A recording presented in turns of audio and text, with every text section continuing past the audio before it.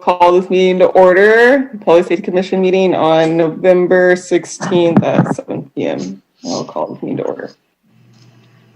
Okay. I'm Ellen McDonough, I'm the city clerk, and I will be administering the oath of office to Daniel Marinelli. So if I can have you please raise your right hand and repeat after me. I state your name.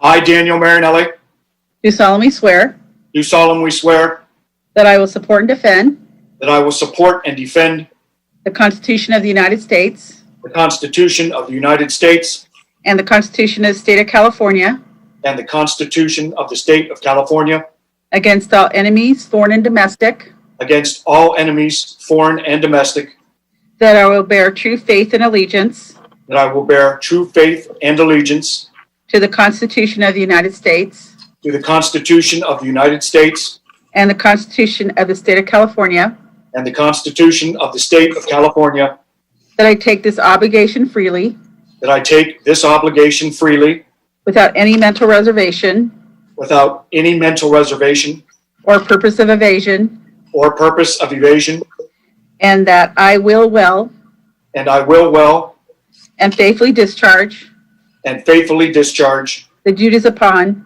the duties upon which I'm about to enter. which I am about to enter. Congratulations, Commissioner Marinelli. So you are now ready to begin on the Public Safety Commission. I just wanted to let you know, we'll be sending you a certificate. I'll need you to sign the certificate, and then we'll send you a copy, and we'll sign that also, and then you can just mail it in to us so we can have it for our records. Congratulations, and thank you. And if you have any questions or anything, or for anyone, you can call the city clerk's office. Otherwise, I'm going to turn it over to Officer Glenn, just to make it easier. Okay, and then to go ahead and do the rest of your agenda to get a temporary chair and then move forward. So thank you, and then Vicki will be there to assist you in the background. So thank you. Thank you. Okay. Okie dokie. Officer Glenn, for anyone who doesn't know, and I will be conducting the roll call. We also have to call for a temporary chair afterwards because we have two commissioners who are no longer on the commission and then one new one. So I will conduct the roll call. Commissioner Gall. Here. Commissioner Coig. Here. Commissioner Lieberman. Commissioner Super. Here. Commissioner Kleinbaum. Here. Commissioner Marinelli. Here. Perfect. So that concludes our roll call. So now we have to call for a temporary chair for this meeting. Later on in the meeting, that we're also going to conduct a new election of officers, but the temporary chair is just going to take over until we get to that part of the agenda. Okay. So I don't know. So you need a motion. Someone needs to make a motion to nominate someone as a temporary chair. Anyone? I'll nominate Commissioner Kleinbaum.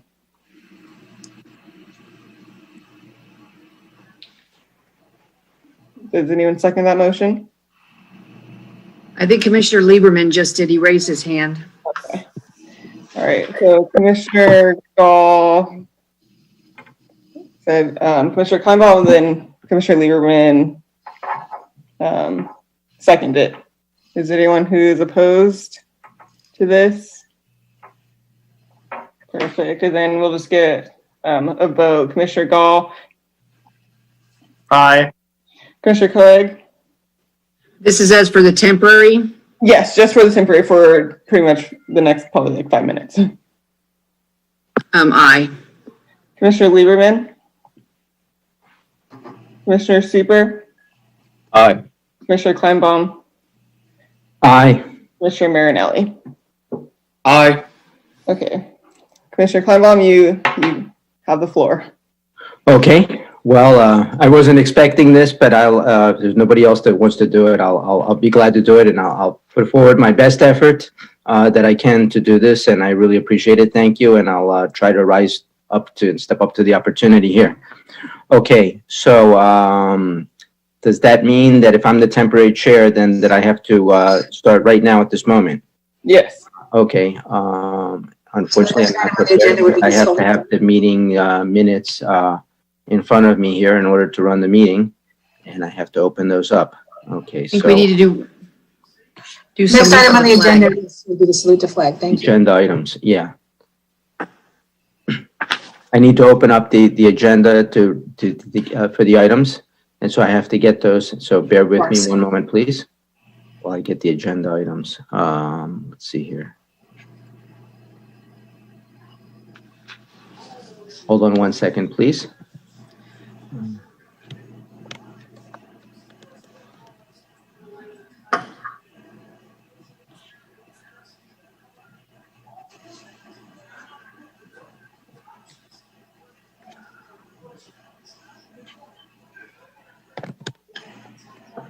I'm going through my email here to get the agenda minutes, not the minutes, the items for the agenda. So let's see here. Add the calendar.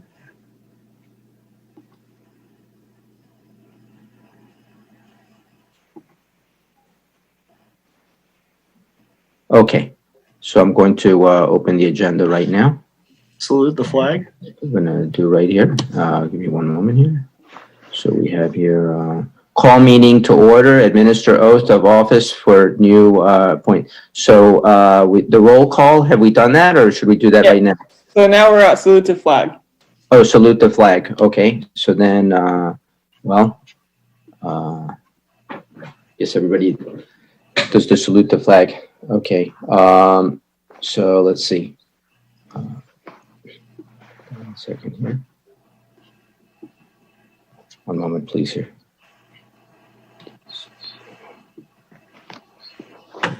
Hold on 1 second here.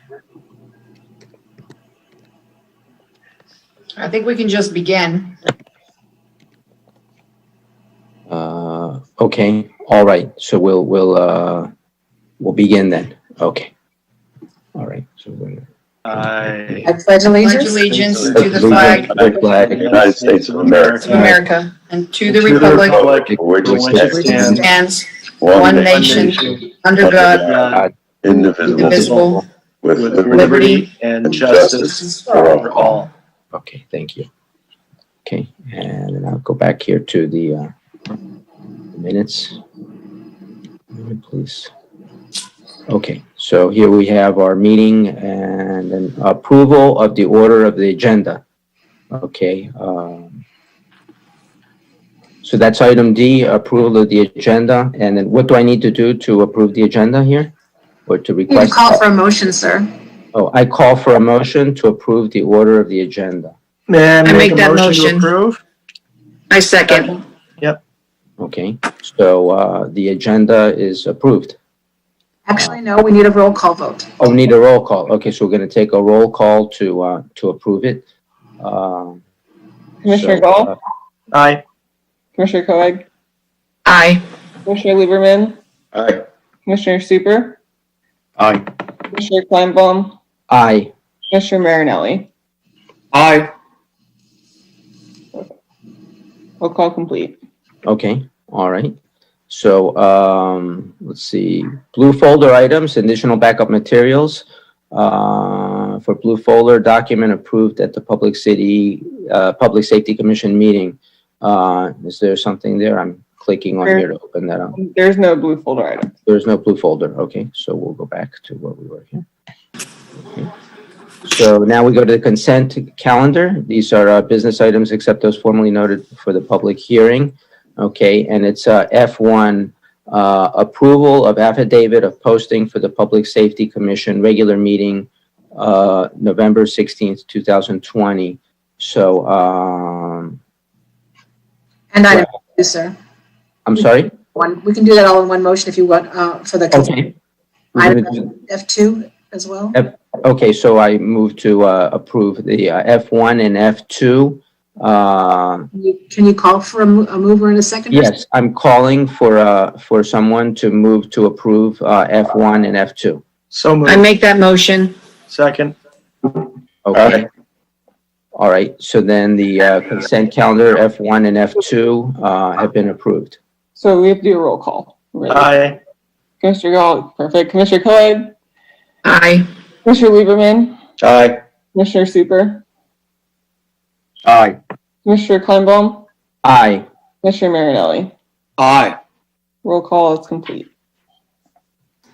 Okay, we move to excluded consent calendar items, and there are none here. Am I supposed to ask if somebody wants to exclude the consent calendar items? I don't see any here. Since it's already been approved on consent, I think you can move on to item H, sir. Okay, H, thank you. Okay, this is public participation for non-agenda items. Okay, are there any members of the public? Have we received any e-comments or emails from the public?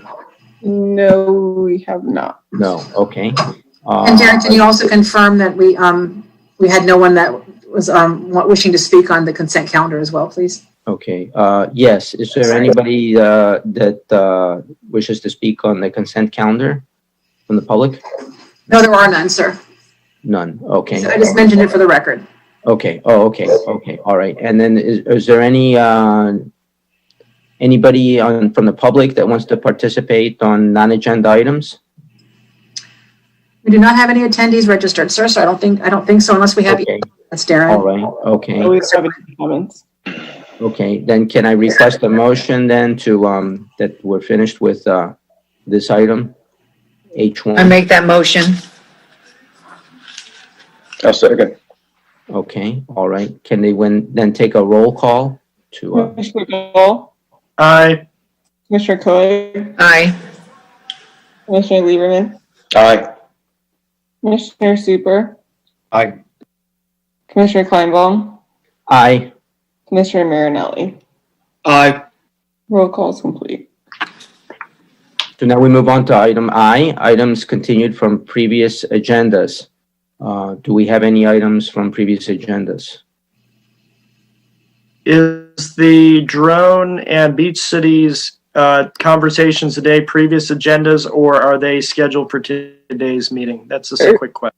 Scheduled for today's meeting, so they're in J in the next section. Thank you. Mhm. All right, so they're in J, okay. Okay, so J1 here, well, that's J, what's a number below here? Okay, so then, all right, any other, anybody else want to make any comments on items for discussion prior to action for J?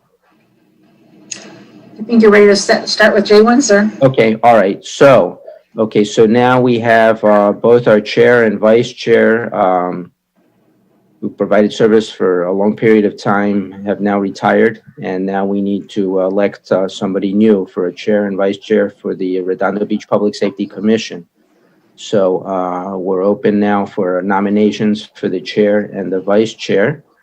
And I'd like to make a nomination. I'd like to nominate Hardin Super as the chair. I'll second. Okay. Are we voting on that now, or because I have another nomination as well? Or do we want to?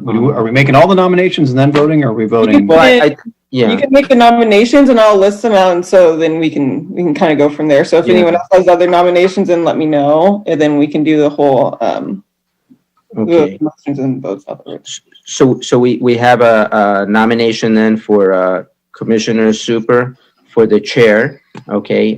Does anybody have any other nominations for the chair? Not for the chair, but I was going to nominate Commissioner Gall as vice chair. Okay. And may I suggest you go ahead and vote on the first motion then, if there are no other motions for chair? Do we want to discuss first the who we're nominating for chair and vice chair before we nominate one and then the other? Is that okay? I think you can make your comments, certainly. Okay, yeah, okay, so yeah, I want to discuss who's going to be the chair and the vice chair, and then we'll vote for the chair and the vice chair. So going back to, let's see, is anybody else want to so a second nomination for vice chair for Commissioner Gall? Okay, I nominate, second that motion for nomination for Commissioner Gall for vice chair. Okay. And then, are there any other nominations for chair or vice chair? Okay. So now, can we vote then for the chair? For the Public Safety Commission? Is your question? I guess we'll do that. Can we then take a roll? Yes, go ahead. Okay. So Commissioner Super for chair, we'll do a roll call. Commissioner Gall, Pleased to vote for Commissioner Super for chair. Commissioner Coig, Aye. Commissioner Lieberman, Aye. Commissioner Super, Aye. Commissioner Kleinbaum, Aye.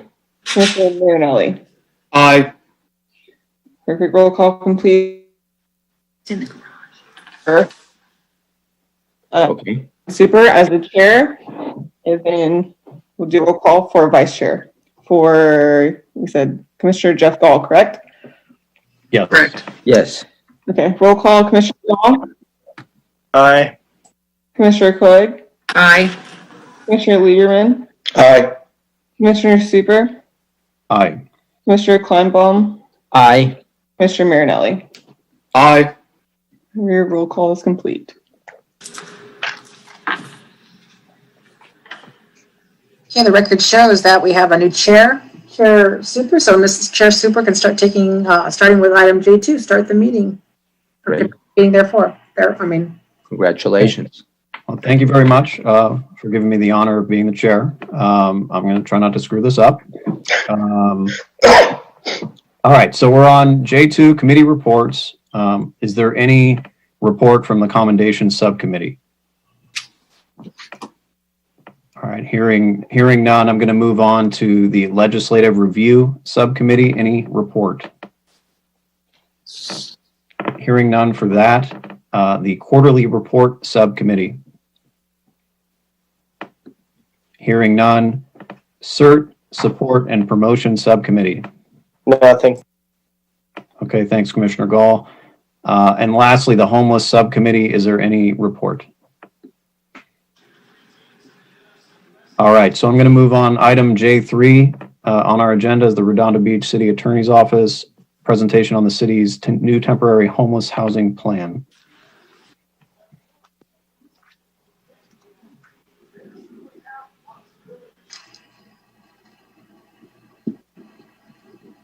Good evening, Commissioners. I'm Mike Webb, the City Attorney. We also have Joy Abekine, our Quality of Life Prosecutor, and we have a presentation for you and give context to what you asked about. We learned of it last Wednesday, and so we've tried to put together a presentation that will give you the context for where the pallet shelters came from, why the council approved it, and what the next steps are.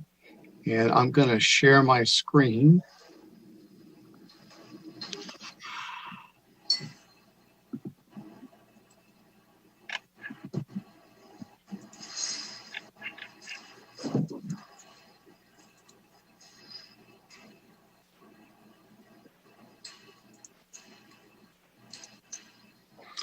So, Redondo Beach has been at the forefront of trying to make certain that we deal with the ever-growing problem of people experiencing homelessness. It was, I think, 5 years ago that the council directed the city manager to come up with a homeless task force, create a homeless plan. But where we got involved, our office was 2 years ago. And in May, right before the budget was passed, we had Mayor Brand and Councilmember Horvath separately come to both me and Chief Coughlin and just really, come up asked us to come up with a creative way to address this. It's, as the mayor said, not really within the realm of responsibilities for the city attorney, but they know we've had a history of coming up with innovative programs. And so, particularly in South Redondo, there was ever increasing frustration and awareness and not wanting it to be, not wanting Redondo to become like the rest of LA County that is suffering from increased homelessness. So we came up with a plan, and it was designed to address 3 categories. And it's not that most homeless people fall in this category, but they're the ones that cause the disproportionate impact on the local community. Those with chronic mental illness, those with drug addictions, and habitual offenders that just don't want to live within, even if housing is offered to them, they don't want to live within the rules and live on the street creating crimes of opportunity. Redondo is a very compassionate city. We have a number of faith-based initiatives and organizations that provide services. We're fortunate to have a very forward-thinking police department that already had officers riding along with Department of Mental Health personnel to address the individuals that needed mental health. And we were trying to build on that. And that included a temporary police captain.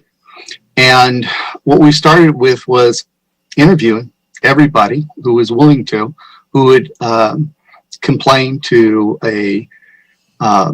the mayor or a city council member about the problems. And we were focused on where is that occurring, what types of problems are occurring, and what is your view of the response. And we quickly learned that these 3 categories were accounting for a disproportionate share of the impact on the local community.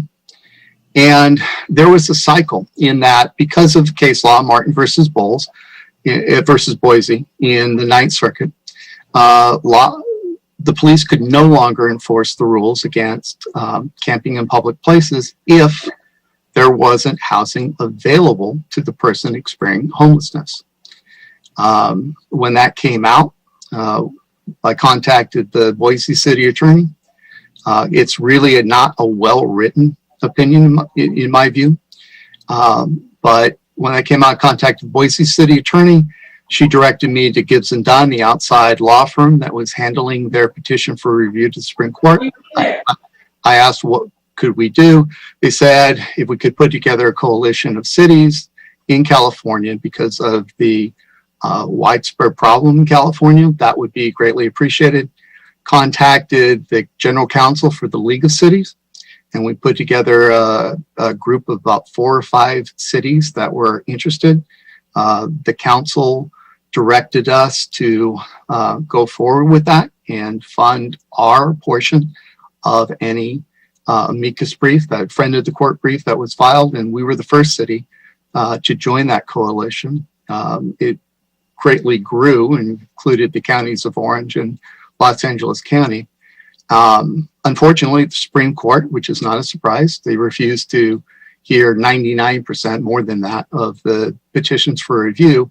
And so we're stuck with Martin versus Boise. That is the law in the Ninth Circuit. It's not the law in other circuits, but we're stuck with it. And so there was a cycle of frustration in that the residents would call the police. The police would couldn't use the anti-camping laws that they'd used for years. They relied on 5150 for persons experiencing chronic mental illness. But because of the lack of adequate mental health facilities, they would often be released before the police could fill out all the paperwork. And the residents were becoming increasingly frustrated because they would stop calling the police. Because why call? Because they would see them not taking any action. So, we decided to focus on stopping that revolving loop. We told members of the public, everyone who met with us, call the police. Don't call 911 unless it's an emergency, but call the non-emergency number, and then email Joy and I, and Anna Papadakis, who's also part of this. And we would find that officers sometimes would just, if there were mental health problems, they would just turn it over to what they call the Metro unit, the mental health unit, and not take a crime report. Well, that wouldn't work if the person wasn't held for longer than 72 hours. And so we instituted that they would start taking a crime report in every case. We started reviewing all the contacts because the residents would call us and tell them about that. We would point out any failings to the acting captain. And so we started to make certain that adequate enforcement was going on, because the complaints from the residents were real and heartfelt, but they didn't match up to the numbers that the police department had. And so we decided to make certain there was adequate enforcement that protected quality of life, but it was compassionate enforcement. Because if someone is chronically mentally ill, you can't use the deterrent effect of fines. And with changes in state law and the overcrowded county jail, prosecution has become, where adequate punishment has become even more challenging. Defendants serve only a fraction of their time. That was before COVID. And so, we focused first on having the adequate enforcement, making certain that quality of life crimes were given adequate attention by the police department, making certain that we had adequate processes involved in place to remove discarded or abandoned personal belongings, but to do so in a way that would fully comply with state law, so that we wouldn't be like other cities that were successfully sued for a lot of money because they didn't have those safeguards in place. So we had homeless court, and it's similar to what we've used in the past regarding our spousal abuser prosecution program, our gang program, in that we wanted to give more attention and have vertical prosecution of individuals in these categories. And we wanted to get additional resources. And so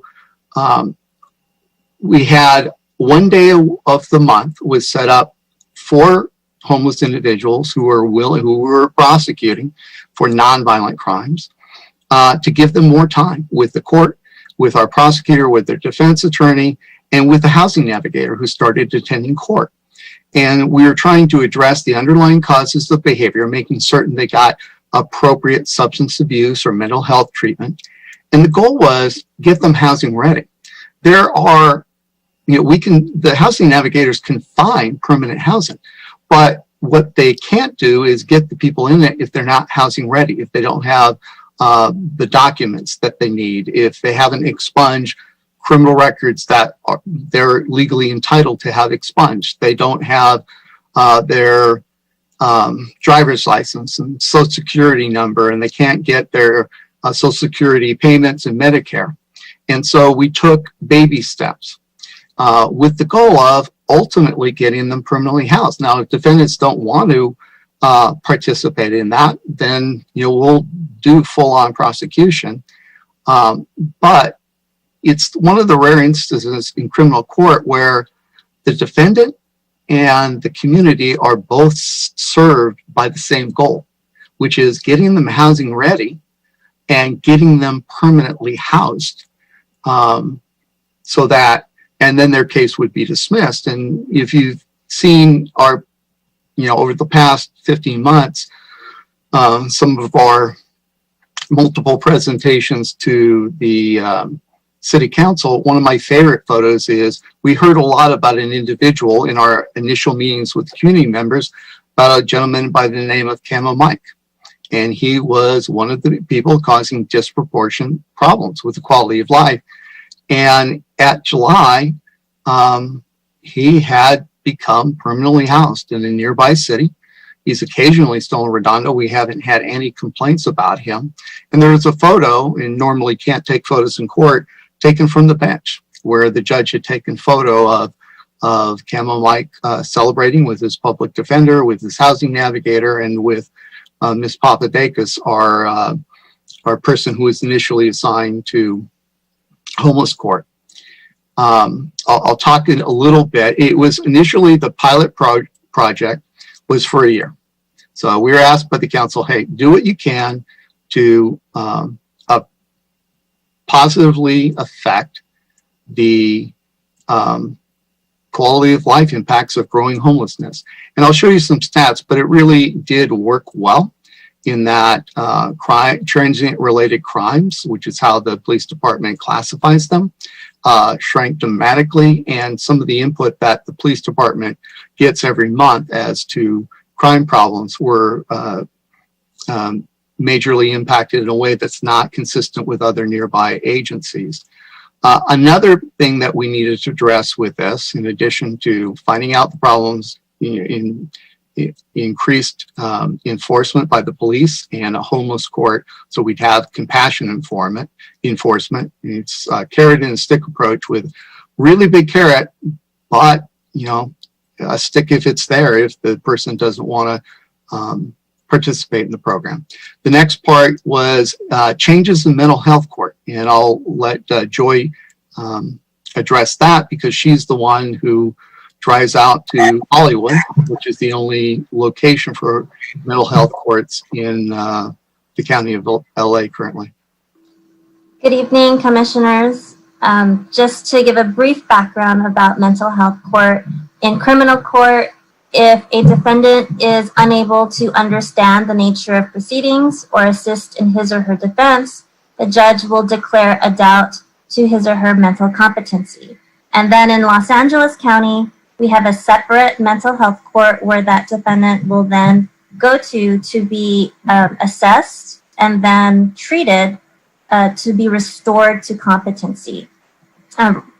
It used to be in Metro, the Department 95 Mental Health Court. It is now in Hollywood, as Mr. Webb mentioned. And prior to 2019, the District Attorney's Office appeared on all the cases in mental health court for all the cities. However, due to the rise in volume of the mental health cases, the District Attorney's Office was no longer able to appear on all the cases. So all the cities had to be responsible for their own mental health cases. And Los Angeles City being the agency with the most cases, obviously. So, however, of all the cities, other than the District Attorney's Office and Los Angeles City, right now, Redondo Beach is the only city prosecutor that is attending our mental health cases. The other cities waive their appearance and do not lodge objections. So when I go to court, I normally will lodge objections if I don't feel that the defendant is complying with the orders that the judges give. If I don't agree with the doctor's opinions as to whether this person is competent or incompetent, because I may have additional information that most prosecutors wouldn't have because we're so engaged with the homeless population in Redondo Beach. And so it's kind of the opposite sometimes, where the prosecutor wants the defendant to be competent and go to criminal court so that they can address their charges. But if I know that this person is experiencing homelessness and has a history in Redondo Beach of causing trouble, being violent, then I might challenge an opinion of a doctor that says this person is competent, and I might object and ask for a second opinion. I've asked for remand. I've asked, I'm looking out for the safety of our public. And so I want to make sure that this person, and not just for our public, but for this person that has a mental illness, because we want that person treated. And so we're trying to look out for their interests as well as the public's. Right now, the court has discretion to appoint a public guardian to evaluate the defendant for conservatorship if the defendant is gravely disabled. Conservatorships are where the judge can appoint a third party to make medical and financial decisions on behalf of those no longer capable of making those decisions themselves. And gravely disabled means unable to provide care, shelter, and food. And the reason this is important is because with misdemeanors, the defendants only have a certain amount of time to be treated in mental health court. Their maximum commitment in mental health court cannot exceed their maximum confinement of the highest charge. So for misdemeanors, that could be a year or 6 months. And then if they're in custody, it's less than that because they get custody credit. So you're talking about a couple of months to restore this person back to competency. And often that doesn't happen within that time span. So at that point, if they're not restored to competency, then most of the time the judges will just terminate jurisdiction and just be done with the case, which means the person is released without supervision, without housing, without medication or treatment, and it just sets them up to violate another crime and start the whole process over again.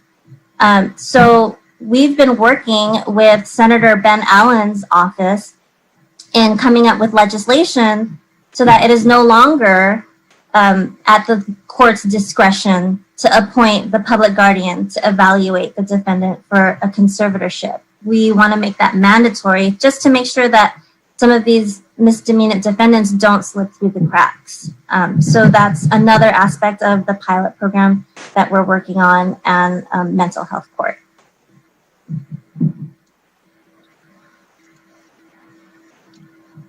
And so the reason to follow up that's important is that you could have people, essentially doing a life sentence on the installment plan, because if they can't understand the nature of the proceedings against them, well, criminal court isn't going to be any deterrent.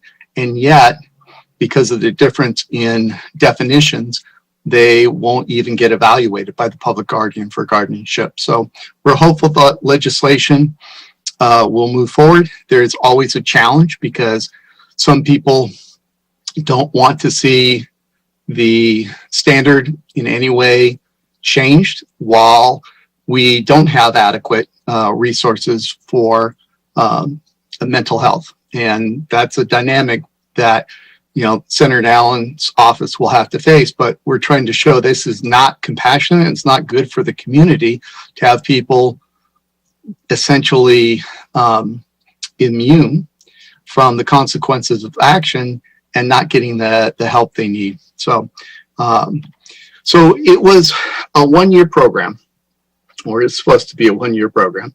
It was going real well. It was going real well.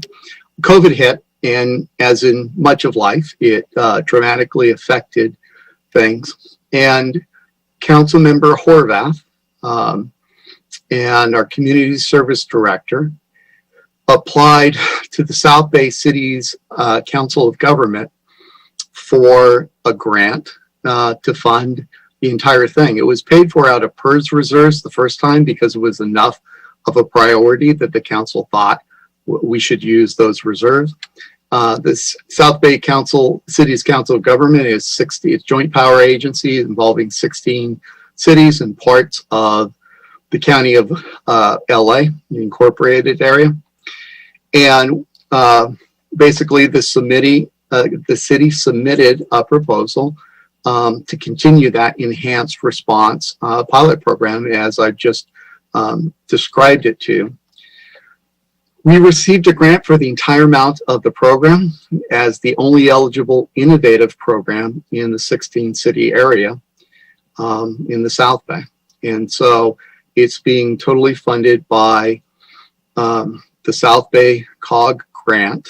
And the idea is homelessness is such a challenge to deal with, and no one entity can solve it. There are no silver bullets that anyone can implement. And we've looked at a lot of different cities, and happy to talk about what we found we can incorporate, what we can incorporate. But this is a model program, and we've had a lot of people looking at it. Sheriff Villanueva came to our first outdoor homeless court, which I'll talk about. We've had Assemblyman Murasucci out there last time. We're going to have further elected officials, and they're looking at can this be used in each different area? The homeless problem is different in Redondo Beach than it is in downtown LA. You know, we don't have, and we are working very hard not to have the large scale encampments, but even the nature of the addiction is different. Some of the chronic mental problems may be different, and we're trying to address that. But the idea is that each agency has to deal with their homeless and resolve their issue. And can be means of cooperation, and that's what we're trying for a year. We're learning from what works. We're learning from what doesn't work. And each city is examining this program. And so this is taken from the slide that I gave to the council back in June or July when we got the grant, was asked for permission to host the homeless court program in our parking lot of the police annex once a year for a month. And we'll talk about that in detail. Approve an MOU where we could get donated up to $5,000 of clinical services for mental health treatment or addiction treatment, paid for by the grant fund that we located, and return the council with documents necessary to rent beds with a collaborative housing program within SPA 8, Service Provider 8, and we'll talk about that. So those were the three things that the council gave approval to do. So homeless court started in August 2019 and ran uninterrupted until COVID in March of 2020. Operations were gravely affected, and we had no court hearings during April, May, or July. And this really was a setback for the people who were in the program making progress towards becoming housing ready, that our housing navigator could find them permanent housing. Like Camel Mike had found in a nearby city. So in July, after I got approval, I contacted the site supervising judge in charge of Torrance Superior Court. And I asked, how are we going to deal with the issue of homeless court? You have the person experiencing homelessness is an at-risk, is at elevated risk compared to the general public during this pandemic. And we talked about, hey, if we can meet all the obstacles of that may be raised by any of the justice system partners, can we hold it out in our parking lot of the Detective Bureau once a month for a year? And part of the problems were we liked homeless court because with the housing navigator being involved, we had greatly increased court participation. The homeless defendants generally bench warrant at a fairly high level, and county jail won't keep misdemeanor defendants unless they have a really elevated bail amount. But by having the housing navigator get them to court, we had them participating much higher than we had before. Well, now that COVID had happened, it was really hard. She couldn't she couldn't get 4 or 5 of them into a van and make a trip. It was one person per trip, and it put her at risk. The courtroom staff was at elevated risk. And so in record time, and when I proposed that, I didn't imagine it would, if we got a yes, I thought it would take a lot longer, but we got it approved, and starting September 9th, we now hold the only outdoor courtroom in Los Angeles County. And so we have homeless court in LA County in the parking lot. And again, the whole point is to get them housing ready. It may be something as simple as go with the first appointment for court hearing, go with your housing navigator to DMV and get a driver's license so you can start to get your records. And the next time it may be go with them to get a birth certificate or to Social Security. And the third court is, great, you did those two things, but now you've lost your driver's license. So go back with your housing navigator to DMV and get two and give one to your housing navigator. And it's taking small incremental steps so we can get them housing ready and get them permanently housed. Now, we said that an important, from the start, having increased access to mental health services was an integral part of this. There is a woefully insufficient in LA County amount of mental health services. And so we persuaded, pleaded, and we were able to get a partner who's willing to donate up to $5,000 of mental health treatment and substance abuse treatment at homeless court. And they continue with aftercare. And it turns out that homeless court is something that even after COVID, it's only Redondo defendants, only people who have committed crimes that are in Redondo. We don't, it's not eligible for other cases from Torrance or the misdemeanors the DA's office handled. They don't have a similar program, but it's not, they wouldn't be eligible for it. But this is something that could be replicated in other areas if you could make it work, because it's near, right across the street from a faith-based initiative that provides meals. Often our people are there, and they can go to court. They can immediately, from once their case is concluded, they immediately go into the police detective annex where they have their mental health counseling or their addiction counseling. And so we're trying to bring as many services to make this as easy as possible to become housing ready so they can get off the streets and qualify for permanent housing. One of the other advantages, and because it's a pilot program, is Clear Recovery Center is going to data mine. And they're going to determine, which treatments, which modalities are best for which types of defendants. I think schizophrenia is the most common one that we see in homeless defendants who create a disproportionate impact. And we had some success with we had one individual who was out long time from Texas. He'd left his family, been in LA for a while, got in a serious accident, somehow migrated to Redondo, and we got him hospitalized for a while.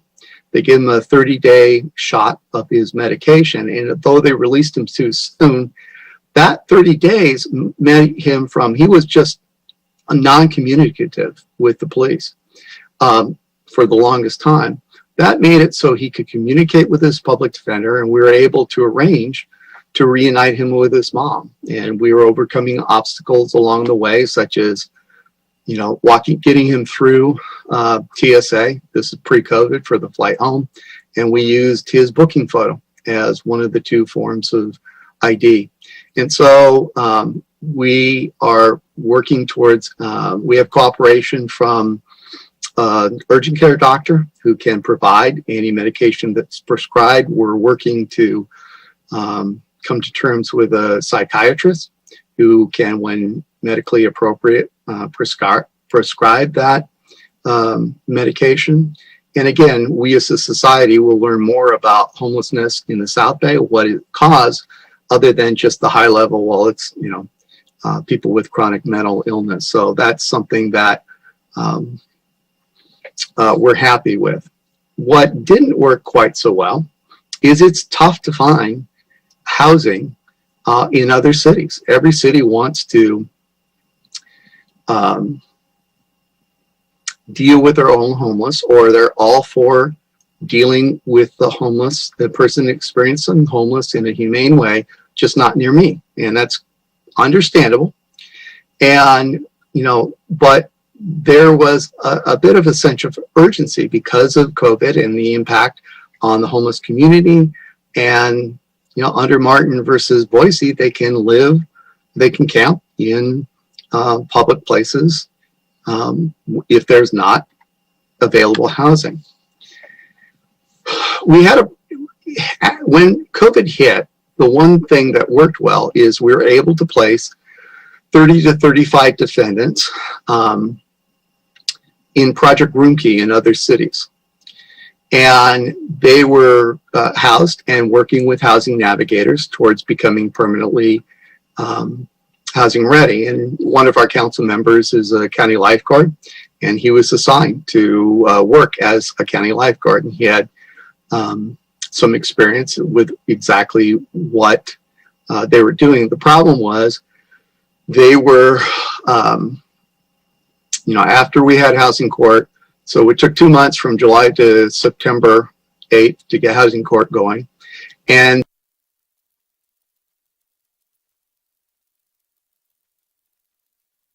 on San Pedro, and there's one other location.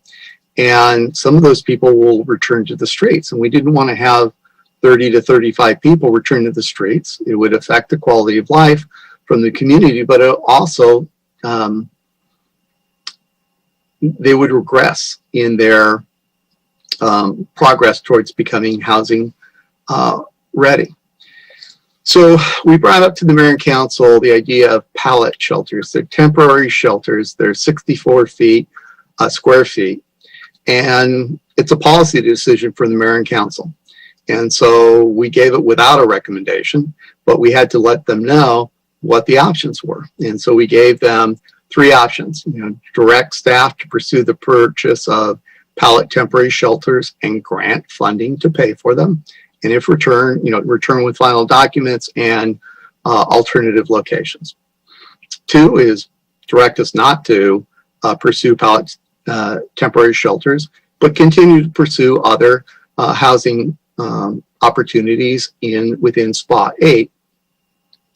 And there's a reason for that. If it's outside the jurisdiction, but inside SPA 8, it may be acceptable if there's housing available and the person just refused to accept it, to enforce our anti-camping in public laws. The police can enforce it if there's not housing. And I think they're certainly not able to if it's outside of SPA 8, which is our service provider area. Or option 3, direct staff to stop pursuing traditional housing options. It's, as I mentioned, really nowhere in my job description to be searching other areas for housing. And we may not be the best situated to do so. But the problem is then for the foreseeable future, we wouldn't be able to enforce it. And again, the problem is we don't want to have housing encampments, large scale, established in Redondo, because when we've talked to everyone who has them, they said the big problem is they were established and it's more difficult to end them once you have them. So we considered a number of locations. When I say we, the mayor and council considered a number of locations.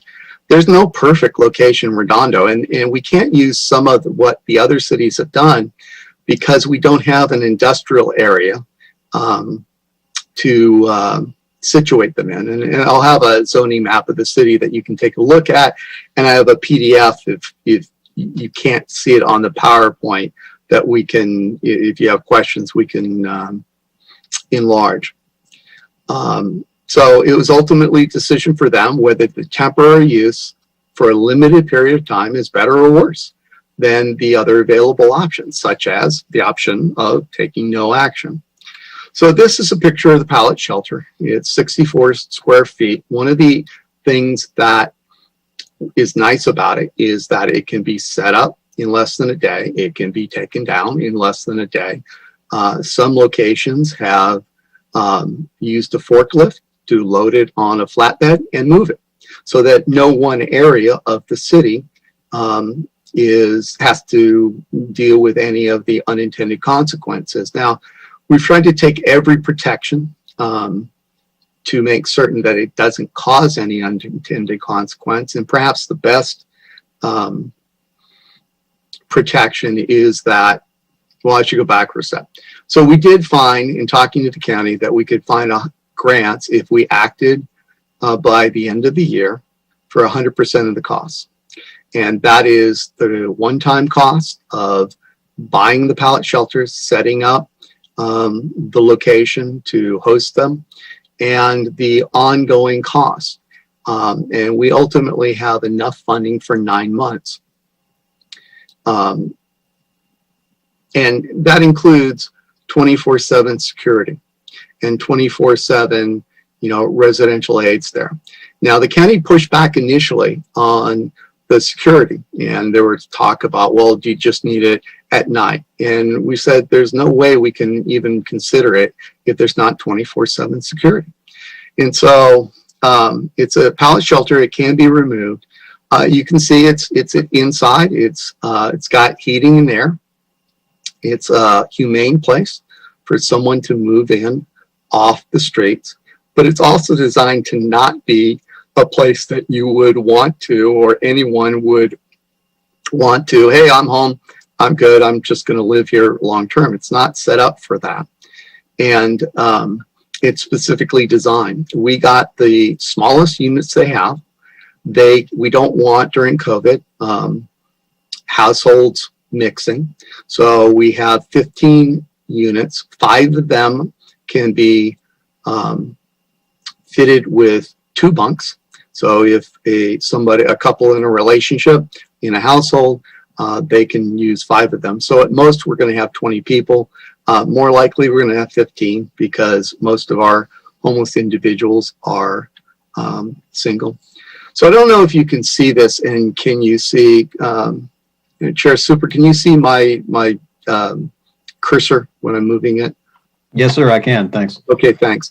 So, one in the common, and also there's been a lot of public input on that, and we've tried as much as possible. We had council member. We've been talking about the homeless program for 15 months, 16 months.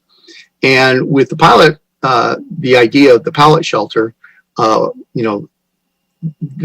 council members tried to engage as much of the community as they could.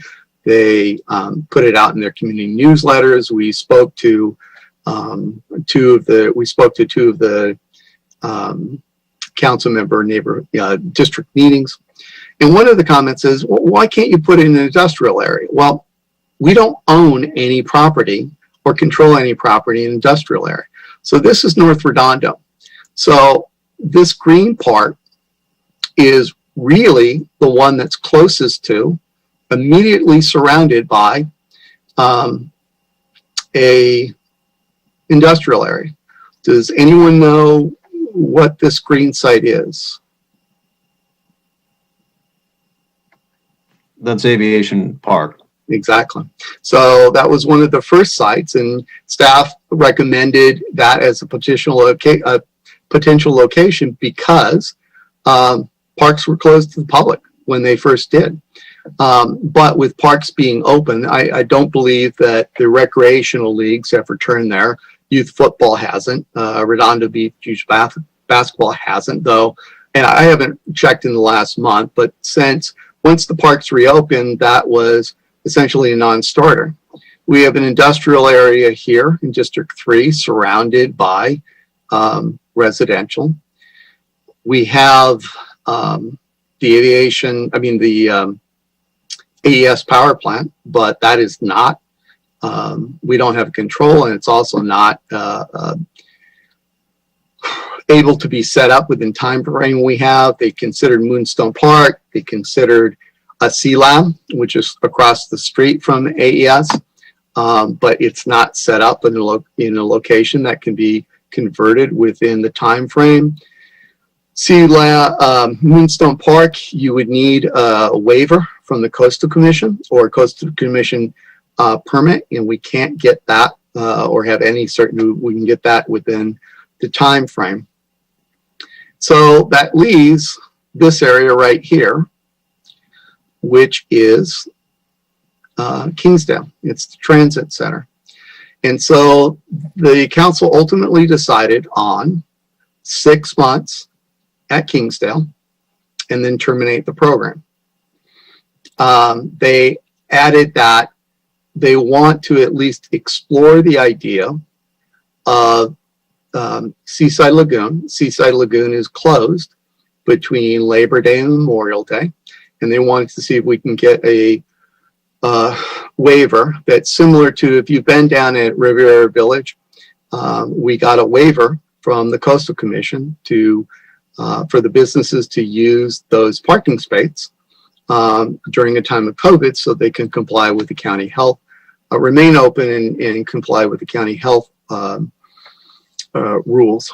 And so, you know, I think it is likely we can get, though I'm not certain, but I think it's likely if we need it, we could get a waiver similar to the one at Riviera Village, but we'll only, the council was clear, we'll only do that until, and then if Kingsdale can't open in time, because one of the complications is when we first talked to the county back in September, and it was clear funds were available, but there was that December 30th deadline because we're using the Federal CARES Act funds.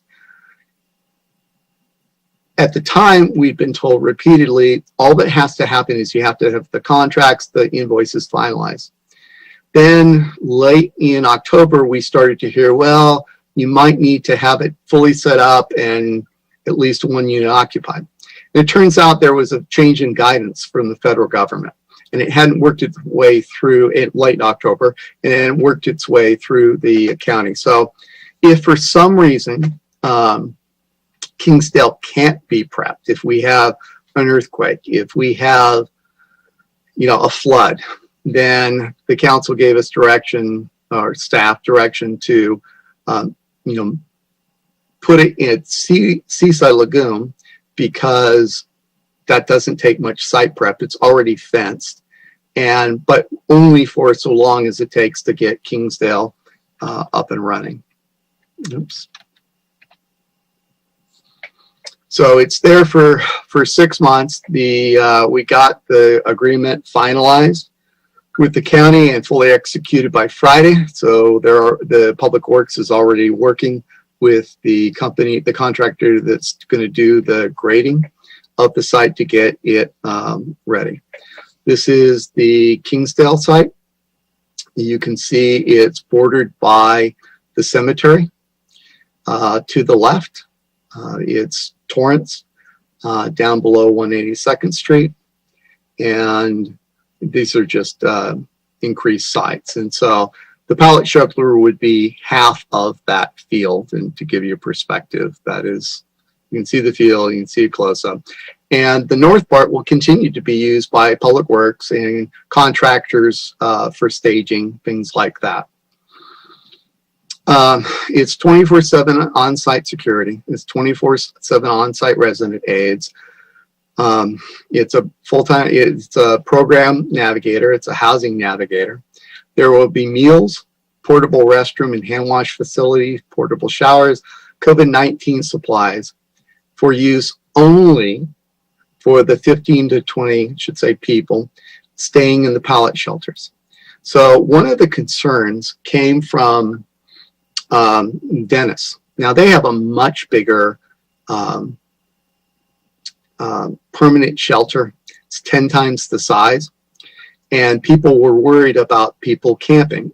We have our housing navigators have a list of Redondo residents who have been experiencing homelessness for some time, and it's far more than the people that can fill the site. And one of the things that they did was mention Bellflower. And there's like this rumor that won't die. And so we've been told, you know, early on, we've been told, well, Manhattan Beach rents units in Bellflower. You know, why don't we do that? So, of course, we're trying to explore everything that we can explore. And we had Officer Keith Turner, who drives along, Metro unit with the DMH personnel. And he called his counterpart in Manhattan, and they said, no, we don't enforce it. Because the rumor is they have that available and they can enforce the law. And then it continued until the start of this year. So I contacted the firm that provides city attorney services for Manhattan. We use that same firm to do for litigation in some of our civil cases. And they verified they don't have a contract with, they're not putting any of their homeless individuals at a shelter in Bellflower, and they've had 0 citations, 0 arrests for their anti-camping ordinance. So that dissipated until late May, early June, when one of our council persons who apparently forgot or wasn't paying attention during his district meeting had that issue come up again from members of the public, and he didn't dissuade them. So I, once again, knowing that would come up, I called the firm that provides city attorney services to them, and they verified we don't have a contract. And Bellflower said no, and we've taken no enforcement in terms of no citation, no arrests in Bellflower. Even if that were an option, it's not a good option for us, because one of the things that we're trying to do is not create any unintended consequences. And if a lot of cities, counties have been sued because they've taken enforcement action and they haven't been careful about how they did it. And once a federal judge takes control, he frankly doesn't care what our council thinks. He doesn't care what our residents think. He's going to solve a problem. And so we don't want to make ourselves vulnerable to that. We want to make certain we take calculated risks. And so we called Bellflower. After all that, Mayor Brandon and I had a Zoom meeting with the Bellflower mayor and the Bellflower city attorney. And they indicated they had a lot of resident pushback, and it was really important that it be their Bellflower residents who are experiencing homelessness. So one of the things, as you'll see later, that I suggested if they wanted to go forward was that they direct the city manager, our city manager, to come up with an administrative policy that it could only be used by Redondo Beach residents. And this is their definition of residency. And as I've indicated, I think ultimately our priority is people who have been working with our housing navigators who've been homeless for a while in Redondo, particularly the ones that are returning from Project Roomkey. But that will have to be ultimately sorted out by the city manager. But he did receive that direction from the council, and this is the one that I gave them to give that direction. So,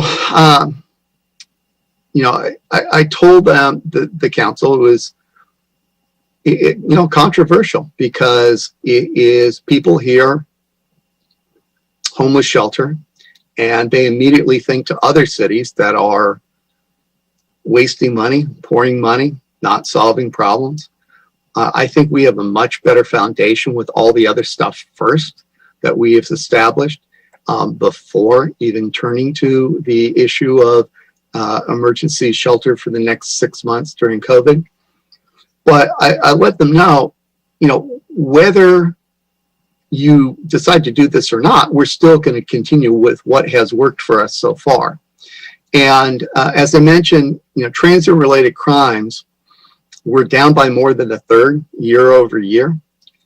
And this is a service that the city police department uses. It was set up by the person who ran the analytics for President Obama's campaign. And you can see in August of 2019, and I can't fit the whole slide on the PowerPoint without it becoming hard to read. But, in August 2019, when we had just started the program, homelessness was number 2 on the list of public safety concerns. And it was 26% of the individuals being who responded. In August, it had fallen out of the top 4. It's number 5, but it had dropped to 13%. And so the added enforcement, the smart enforcement, the homeless court, is making a difference, will continue to make a difference. But our housing navigators all say it'll make them more efficient to get people housing ready if they don't have to go with the police and find them when they have a DMV appointment or they have an appointment with legal aid, which can be really challenging to get. And so the idea is, and it improved their efficiency with Project Roomkey, and we don't want to lose that with some of the sites closing and some of the defendants returning to the street. But I made clear whether they, this is from the slide when the council was considering it last Tuesday. We had to move it up from the 17th to the 10th in order to be able to try and get the site occupied by December 30th. We'll continue to do the other things that worked so far. And there are only 2 certainties that we know for sure. There's no ideal site in Redondo. There just isn't. But if the council does improve it, there are going to be 15 Redondo Beach residents who will be experiencing homelessness living on the streets this winter. That won't if they approve it. And it's just, those are the 2 certainties. And everything else is going to be, with any pilot program, any innovative program trying to address a very challenging problem, you're going to have unknowns. But we've tried to quantify it. The pallets can be removed in less than a day. And although it's being fully funded by grants, $300,000 from federal CDBG grants, and almost in excess of $700,000 from the county, the contract provides that the city council, after the first 30 days, in its sole and absolute discretion, can discontinue the program or move the program. But, I think it's going to have fencing behind, it will be fenced all along. We'll have security for at most 20 people. That's full time. You're going to have a resident aide 24/7 for those people. And in the alternative, the persons experiencing homelessness will pick the spot, and they won't have any of that security or those services. So this was the slide from last Tuesday. If they wanted to approve it, they had to adopt by 4/5 vote. It needed to pass by 4/5 because it's a budget modification. And the council, by charter, can't modify our budget after it's adopted in June, unless there are 4 votes. So it would always take 4 affirmative votes. So if it became a north-south issue where people were concerned about where it should go, and it passed by 3-2, that wasn't going to work. And it was never going to work if the council wasn't unified in doing the decision.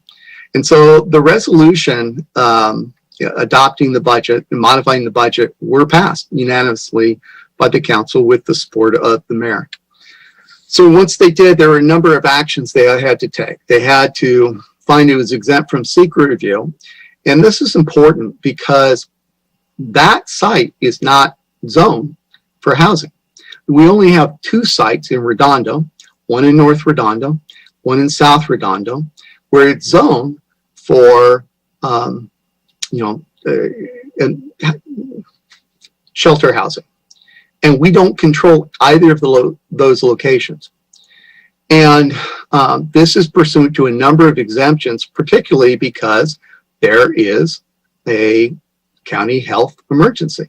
And this is designed primarily to deal with the emergency of COVID and try and get these people permanent, ready for permanent housing. So that's important because it can't last. One of the first questions, well, how long do you know of a program that government programs, they always exist? And that's not true, strictly speaking. I understand it because I grew up in the South Bay, and my grandmother always used the example of the Vincent Thomas Bridge. which is paid for by tolls, and it would, as soon as it would pay for it, the tolls would end. And constant complaints of her it was paid for many times over, and the tolls continued. But eventually, the tolls did end. And there are plenty of examples, sadly, of grant programs that are discontinued when the state or the county has funding issues. And so it may not continue because of funding, but even if there's funding available, once the health emergency is lifted, and we don't know when that will be. You know, we have the conflicting news of great news on the vaccine and really horrible news about increases countywide and nationwide about increased diagnosis of COVID-19, increased hospitalizations. And so once that's removed, this site can't be used for the shelter housing. And that's, again, one of the reasons why the pallet shelters were considered, because they can be torn down. Direct staff to do so, approve the funding agreement. The funding agreement, as I mentioned, has language that in its sole and absolute discretion, the council can shut it down after 30 days, specify which locations. And as I mentioned, it's Kingsdale for 6 months and then shut it down. And only if Kingsdale can't be up and running by December 30th in order to get the grant funding, then start it at Seaside Lagoon, but only for how long it takes to get Kingsdale finished. Direct the city manager to create an administrative policy that only Redondo Beach residents who are experiencing homelessness will be admitted to the shelters. None of the services in the shelters, none of the meals, none of the restroom facilities, none of the shower or other facilities can be used by anyone who's not in the program. In the program will only be for Redondo Beach residents. We're not trying to become a magnet. We're not trying to solve other cities' homeless problems. We can't, but we're trying to, pursuant to the grant we got, be a model of, hey, here's how one city could address and hopefully make a real difference in the number of people experiencing homelessness, and equally important, the impact on the quality of life of the residents. And this goes to the next thing. And this is something I hope that you can consider and perhaps make a motion on if you either support it or oppose it, these next two items. So it's always a risk whenever you take enforcement action that you will get sued, like many of the other cities did. And Bellflower actually volunteered to be sued because that migration of people from North Orange County who had been sued, and they were afraid that they would be next. They reached out to Judge David Carter, and who's handling the case, and arranged to get themselves sued. And they were sued in the morning, and they had a signed settlement agreement by the afternoon. And they came up with they had an industrial area, which we don't, and they built a 50-unit, 50-bed shelter, which is 60%, more than 60% of their homeless population. And that is a requirement that Judge Carter has, which is not contained anywhere in Boise, before you can take enforcement action. And the idea being, it was originally in that Orange County lawsuit where they're trying to clear up the riverbed, and full-on homeless camp had been established. And they were arguing over what percentage of the population will accept housing if you offer it. And the plaintiffs argued for like 85%, defendants offered, 50%, and he came down on 60%. Well, that's the number that's being used in the lawsuit against City and County of LA. That's 60%. And you see some of that in the newspaper articles. Well, we don't want to invite ourselves into the lawsuit. And every time you take enforcement, there's a risk. But although there are those who don't think it should be any enforcement, and Measure H, one of the major, from my views, flaws, it can't be used for enforcement, any of the monies. But I think you have to have enforcement. You have to have an or else to motivate people to accept. It's hard for anyone to change. And it's even harder if you're suffering from chronic mental illness or an addiction. So we try and make it as easy as possible for them to change, to become open to housing, to do everything necessary to accept housing, but we have to have the or else. In this case, since we're offering services that are not currently offered anywhere in Redondo, now would be the best time to implement some ordinances that I think can be enforced by our police, even within Martin versus Boise. And one of them is designed to prevent what has happened in some other locations. Didn't happen in San Pedro, in their Beacon Street. People were very concerned, but it has not developed. And so it would be, and they did in fact direct me to return with an ordinance that prohibits camping within 500 yards or feet. And we'll talk about the choices. 500 yards may be more subject to a challenge. 500 feet doesn't cover some of the areas that people are concerned about. So that is something that would be very useful for the council to hear your point of view about tonight, because they're considering it for introduction first reading tomorrow. They won't make a permanent decision on that until December 1st, but I think I was excited when I heard last Wednesday that you had made this motion back in October, and that we'd be able to bring this to you. The other is, we heard a lot about San Clemente, and a lot of residents said, and they took information from a neighborhood activist in Dennis, who, based on his experience there, is very opposed to any shelter housing. They just do what San Clemente did. They passed an ordinance that said they came up with one location for where people could camp. They didn't set up the camps, and they made it illegal to camp anywhere else in the city. And it was challenged and upheld by the federal court, so we know it's good. So the truth, as always, is a little more complicated. I talked to the San Clemente city attorney. It's very helpful. I looked at all the different lawsuits. There have not been one lawsuit, but 4 lawsuits.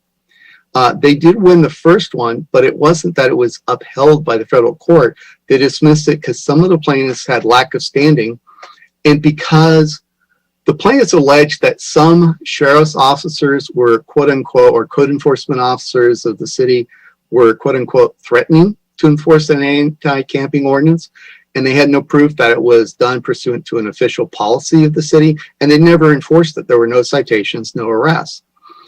And so they won on that basis. But they had another much more detailed lawsuit, which alleged CEQA violations and failure to get a coastal development permit. Now, keep in mind, this is pre-COVID. And in fact, they checked with the coastal commission staff, and we're told, yeah, you need a coastal development permit. So they settled the case and got rid of their ordinance. They had another one. They were sued by other cities. They were able to get that dismissed, and they currently have a pending case. So it wasn't like, here, this is tried and true. Plus, San Clemente is a different location. They're about the same population, but they're only a third as dense, and they had a location that we don't. I'm not certain even we pick it, but it's an animal shelter that had to be abandoned, that was next to a sewer plant. And ultimately, like I said, because they didn't have a permit, they had to change their ordinance. Now, what they did find helpful was, and Martin versus Boise in footnote 8 says, it's not a well-written opinion, and there's too much guessing for my level of comfort in terms of what a city can and can't do without being successfully sued. But it said, just because you can't enforce anti-camping in public, you can't punish people for sleeping when they have no choice, doesn't mean you can't have rules that doesn't mean you have to allow camping at any location at any time. And San Clemente said they have an ordinance that says, they changed the ordinance that says, hey, during times when we can't enforce it because there isn't adequate housing under Martin versus Boise, you still can't set up any camps on public property between 10 a.m. and 5 p.m. And so the council will be considering that tomorrow. Martin versus Boise refers to a case that isn't good law anymore because the case was settled after the Ninth Circuit came out, but they cite to its reasoning and they cite approvingly other ordinances, and the hours don't have to be, you can't do it between 10 and 5. And Joy, correct me if I'm wrong, but I think they had like, Seattle was like, 7 to 9. 7 to 9, and then Houston, Tucson was 7 to 10, and Houston was 7 to 11. And again, the more aggressive you make it, the more you may be challenged. But again, we're doing this in conjunction with all the other services that we're offering. Additionally, because the council only approved it for 6 months, and in conjunction with our CDBG funds, we have enough funding for 9 months. The council decided to use some of that 9-month funding, months 7, 8, 9, to contract with another housing coordinator for a 6 months period to focus on North Redondo to make certain there aren't any unintended consequences. And again, we have full discretion. The council has full discretion to shut it down. So the 2 ordinances before you, that it'd be great if you, whatever the commission's preference is, support one, support both, support neither, and specify the hours that you'd like to see. So this is a map of, you can see in the blue is the pallet shelter center. The light brown is 500 feet. Now, some cities have passed ordinances as small as 25 feet within the shelter. I think it was Oakland that just passed one. LA is considering, but has not passed, a 500 foot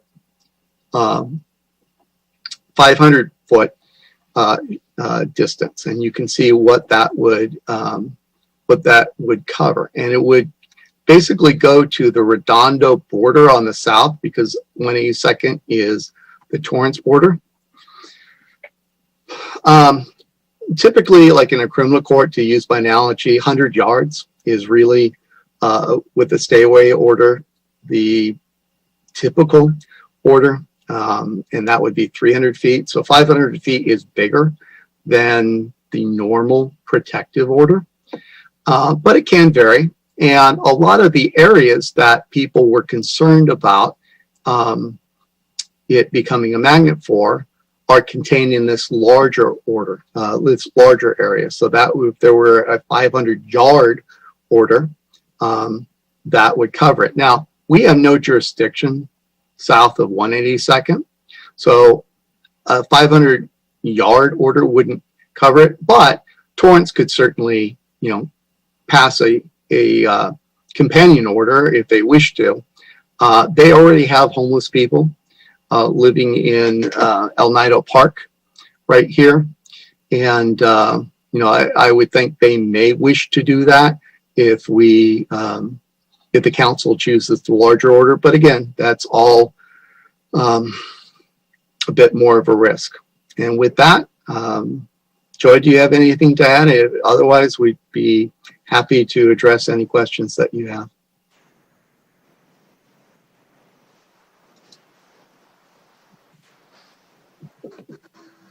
I'll go ahead. Thanks for the presentation. I appreciate the information. I guess I just have to say on behalf of the commission, I'm a little disappointed that we're hearing this after the council has already considered this and voted on it. I get that in government, it's hard to include every single possible relevant board or person. But this is a pretty big deal for public safety, and it would have been nice to have some kind of input beforehand. And I can just say that there are a lot of residents who don't even know. I mean, I talked to people today who don't even know that this happened. So, you know, I mean, I appreciate that we need to get things done in the city and we can't wait for like every resident to weigh in on it. But this is a pretty big deal. And it's a little disappointing to not have been included on the front end. Because kind of what is the point of our commission if we're not weighing in on something important like this beforehand? Well, I will say there was, the commission was not meeting, I think, through September, and the council didn't ask for it. The council absolutely could have directed us to bring it to you. You are an advisory body to the city council, and the council frequently advises staff to direct it to other commissions. They did not do so in this case. I think part of it was the immense time pressure, and they had, each council member has received a tremendous amount of public input. Like I said, we've had multiple meetings on it. We've had a great deal of public comment. Neighborhood, the councilman in your district had us come in and speak to his neighborhood meeting on a Saturday night. We spoke in District 5 on their neighborhood meeting on a Thursday night. And there's nothing that, you know, if you've been paying attention to the, you certainly have to address it as a commission, but there's nothing that would have stopped you in your individual capacity from commenting to the council about, you know, what you think their policy should position should be. But it was pretty remarkable that in 2 months we were able to get more than $1 million in grant funding. And you know, it just, if the council had directed us to bring it to you, we absolutely would have. I'm a big supporter of this commission. I attended it all the time when I was the city prosecutor. And we helped get your amended bylaws, as you know, Commissioner Gall can attest to. I helped get that when there was a miscommunication between the clerk's office, the city manager, and the city council.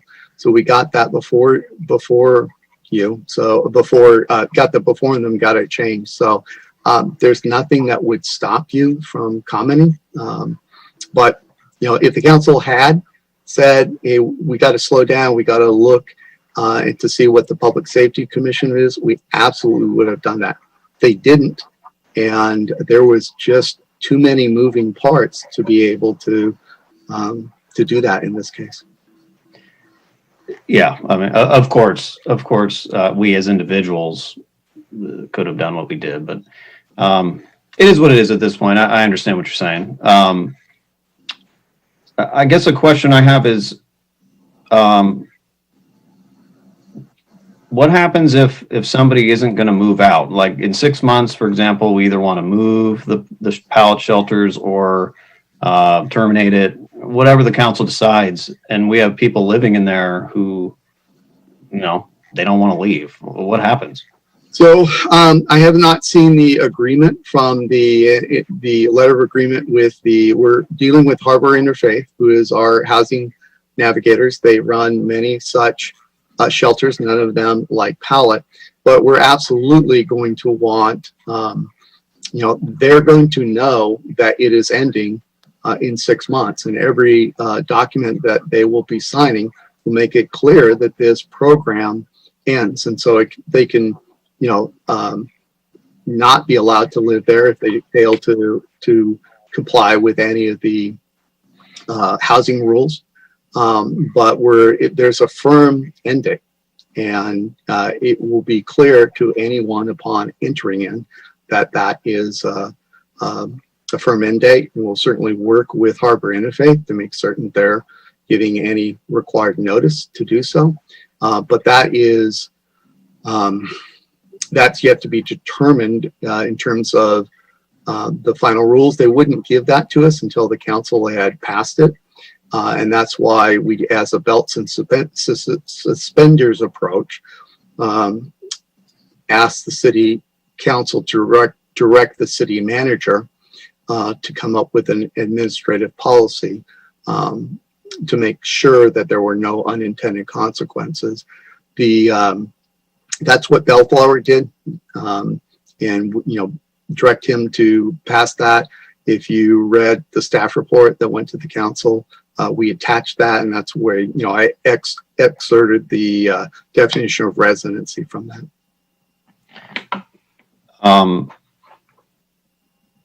What would stop a person, because obviously some of these people don't have stable lives. That's kind of the problem that they're facing.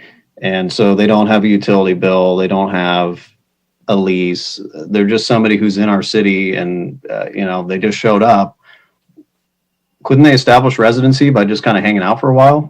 I mean, they could. We're relying on the Harbor. The reason we're having Harbor Interfaith run it is because they know who they've been working with for a extended period of time. Now, there is the possibility Bellflower included, additional criteria so they could try and establish utility bill if, you see the most common people, but a lot of people experiencing homeless try to remain kind of in the shadows. They don't want the attention. But in our case, we already had established the housing navigators. We've established the homeless court, the enhanced enforcement. So they know who they've been working with. And when all is said and done, those are the people that are going to get priority over the situation. If I can add, Mike, anyone who receives services from a housing navigator, it always starts with a CES packet. It's a large packet of documents that they have to fill out. And once someone is registered in the CES system, the coordinated entry system, then it establishes where that person is situated. So what spa they come from, what city they come from. And that's how LAZA and housing navigators like PATH and Harbor Interfaith know who to serve and where they're from and how they can establish someone is from Redondo Beach. So if someone is in Redondo Beach from Torrance, our housing navigators will not provide services for them or try to find them housing. They will refer them to the Torrance housing navigators that are assigned there. So that's a really huge way that they establish residency. And we have that we have just a fabulous housing navigator, the one that participates in the homeless court, Lila Ramiro. And, she knows exactly who she's been working with and who she's been trying to persuade to work with her. And, one of the, she says one of the best thing about homeless court is very different for her trying to persuade when, it's just her. Whereas if you've got a prosecutor, which was Anna Papadakis, she's now out on medical leave, family leave, and now will be Miss Abiki. And then the judge, and we have a really patient judge. She's really well suited, for this role. And you see them in the long-term homeless are a bit of a community. They see each other at the meal services. They see each other at the different services that are providing. And they're an unanticipated benefit is they're starting to pull for each other to get out of homelessness and to show success. And they almost don't want, it's like they don't want to disappoint Judge Gilbertson. And so, if you're at homeless court when somebody who's been in the system had multiple arrests and for decades, and just revolved in and out and suffered from serious mental illness, finally gets housing ready and is found permanent housing in another city, they all applaud. And it's just, it's a benefit of what we're doing. It's unique in that everybody has the same goal.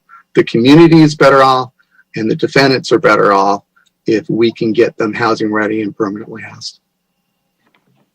And I'll turn it over to other commissioners. I don't want to have like only me asking questions here, but I just, one more thing is I'm confused about the enforcement of the anti-camping ban, because I thought my understanding was that we had to have beds for a certain percentage of our homeless population before we could do that. Yeah, that's only the people. It's nowhere in Martin versus Boise. And that's the people, that's a ruling from Judge Carter. And it started in Orange County, with cities and the county being sued. And it's what I touched on. He found that 60% of the people in the already established encampments, they had a much bigger problem. And the 60% was the percentage that would accept housing if it were available. So he said that the 60% figure has to be reached before they could undertake enforcement. Bellflower chose to be sued, as I mentioned, so that they could take advantage of that. Redondo has about 170 homeless persons experiencing homelessness in the last point in time count. It's woefully inaccurate. And in our case, I think it's exaggerated. Our police go along, and the person who does the homeless count mentioned in multiple cities. Our police, because they've been involved for a long period of time, they know the homeless, they know where they are.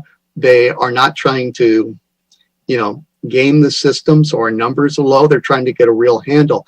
The night that they did, but the point in time, if there's a car and one person's living in it, and we know there's, one person living in it, under the point in time, there's a formula, like a car is worth, 2.5 people.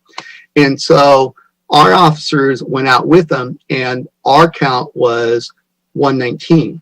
Now, I think it may be even lower now. And one thing that Bellflower did that I will be bringing back to the council for using some of our grant funding is they coordinated with an outside contractor, CityNet, to do, because we don't get the information from the point in time. They can't release that to us.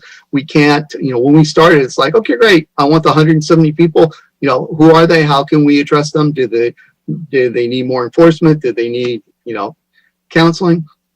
We didn't have any of that. It was just 170 something was the number. CityNet will give them the information that they need. And that was useful to them because when they got themselves sued and did an agreement, their numbers shrank from 170 to their number from CityNet was like 80. And so they had an industrial space, which sadly we don't, where they could come up with 50 beds.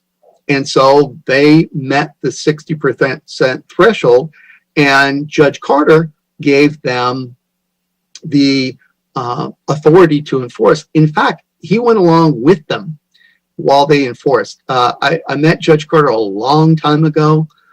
I've been a prosecutor for 33 years. I met him when I was a law clerk, and he is a former Marine. And well, I guess once a Marine, always Marine, but he's just very hands-on, and he's, I think going to retire, and this is kind of a passion thing for him.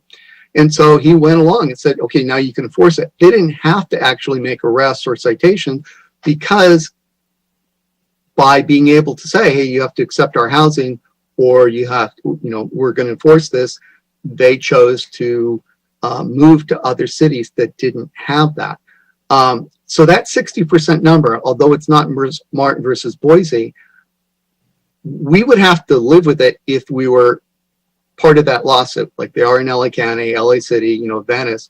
We're not part of it. And some cities, like we've talked to many people in the city attorney's office, and not Commissioner Kuig, but we've talked to many that are dealing with the case and say, you do not want to be part of this case because they're stuck in the middle. They're sued by a residents group that they're not doing enough to improve quality of life, and then being sued by the homeless advocate groups because anything they do is too much. San Clemente said the same thing. There's a split in Orange County between the southern cities just don't want anything to do with Judge Carter's lawsuit. And in fact, when they got sued the first time, they were able to have Judge Carter recused because he'd actively been working with the plaintiffs to say, well, why don't you sue San Clemente? You know, we don't have that situation, but that's where the 60% comes from. I think our goal is to get better at getting more efficient at getting our homeless transitioned into permanent housing. And one thing I forgot to mention, and I apologize, we're still looking for other cities within SPA 8. And we were notified we had one in progress before COVID, and they just disappeared after. And I think, there were better offers for them. We had another one that we were looking at in June, and that just didn't work out. We were contacted for the first time by another city Thursday afternoon. Ms. Abakeen called them back almost immediately, and she has, with Lila, going to do a site inspection. Is it tomorrow? I think it's tomorrow, right? Yes, tomorrow. And so, again, since we had funding for 9 months and we're only going to use it for 6 months, it is possible that we may be able to get, some additional beds outside the city, but within SPA 8. Again, that may subject us to challenge, but I think that's a reasonable challenge worth taking because we're a very dense city. We don't have any ideal locations. So, that's a long answer, but it's complex. To the 60% number doesn't apply to us, but it could apply to us if we end up getting successfully sued. Well, yeah, I mean, I guess let's assume 170 is sort of accurate. 15 beds is, not even 10% of that.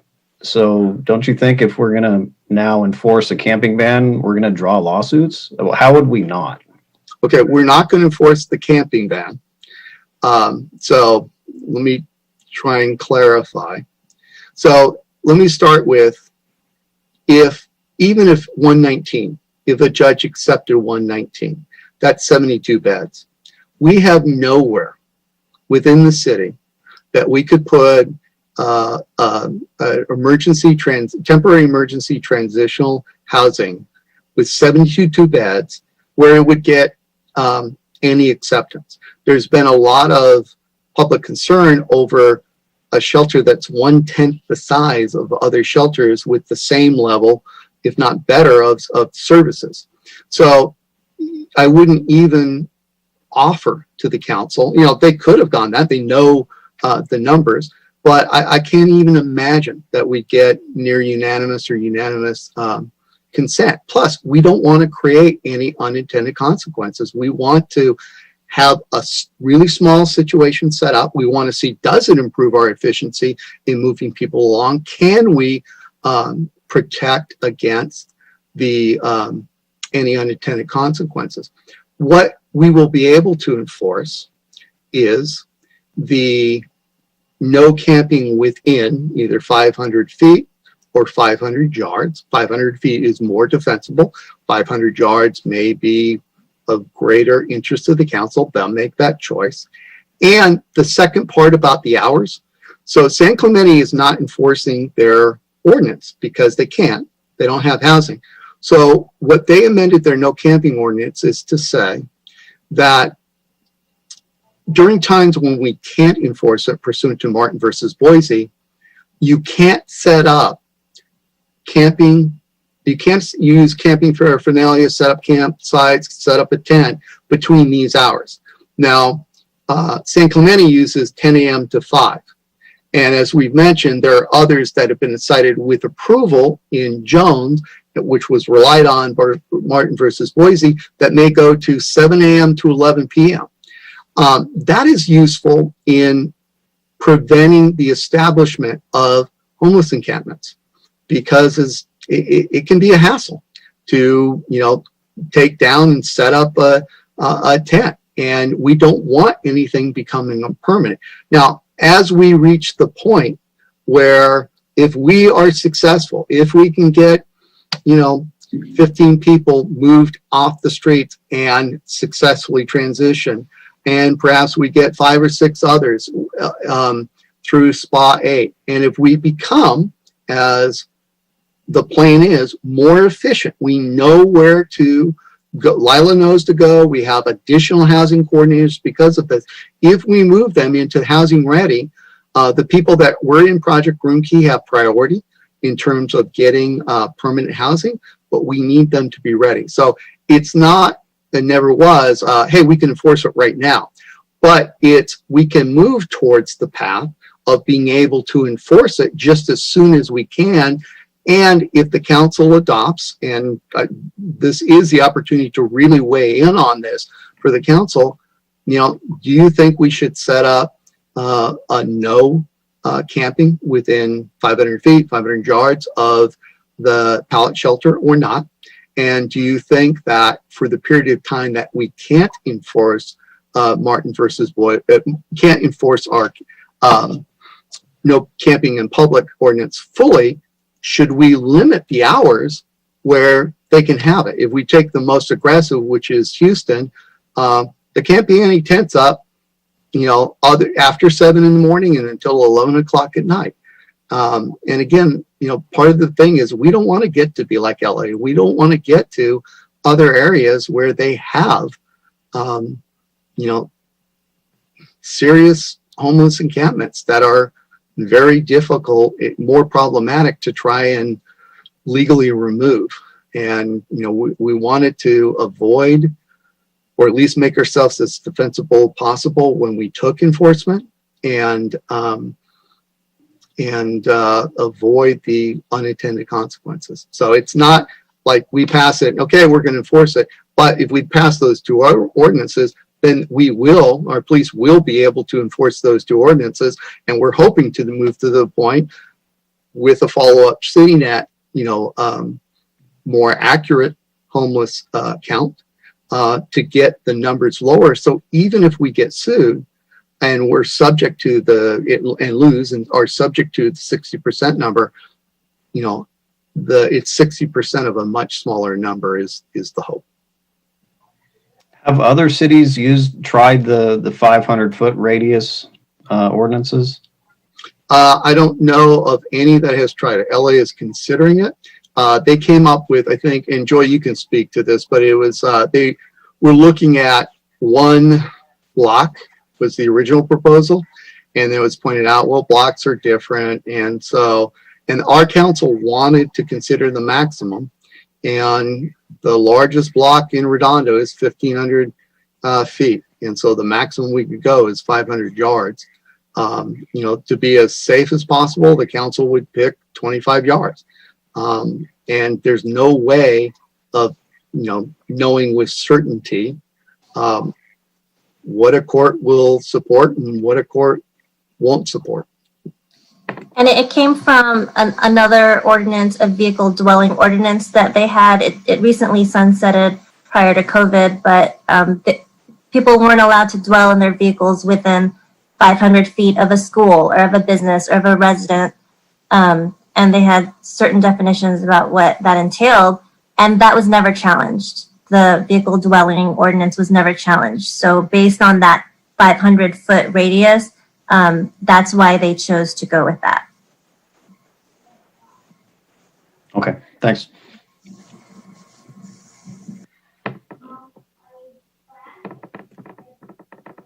I have a question. So you want us to consider the recommendations that you had on the screen tonight regarding the 500 feet, regarding the...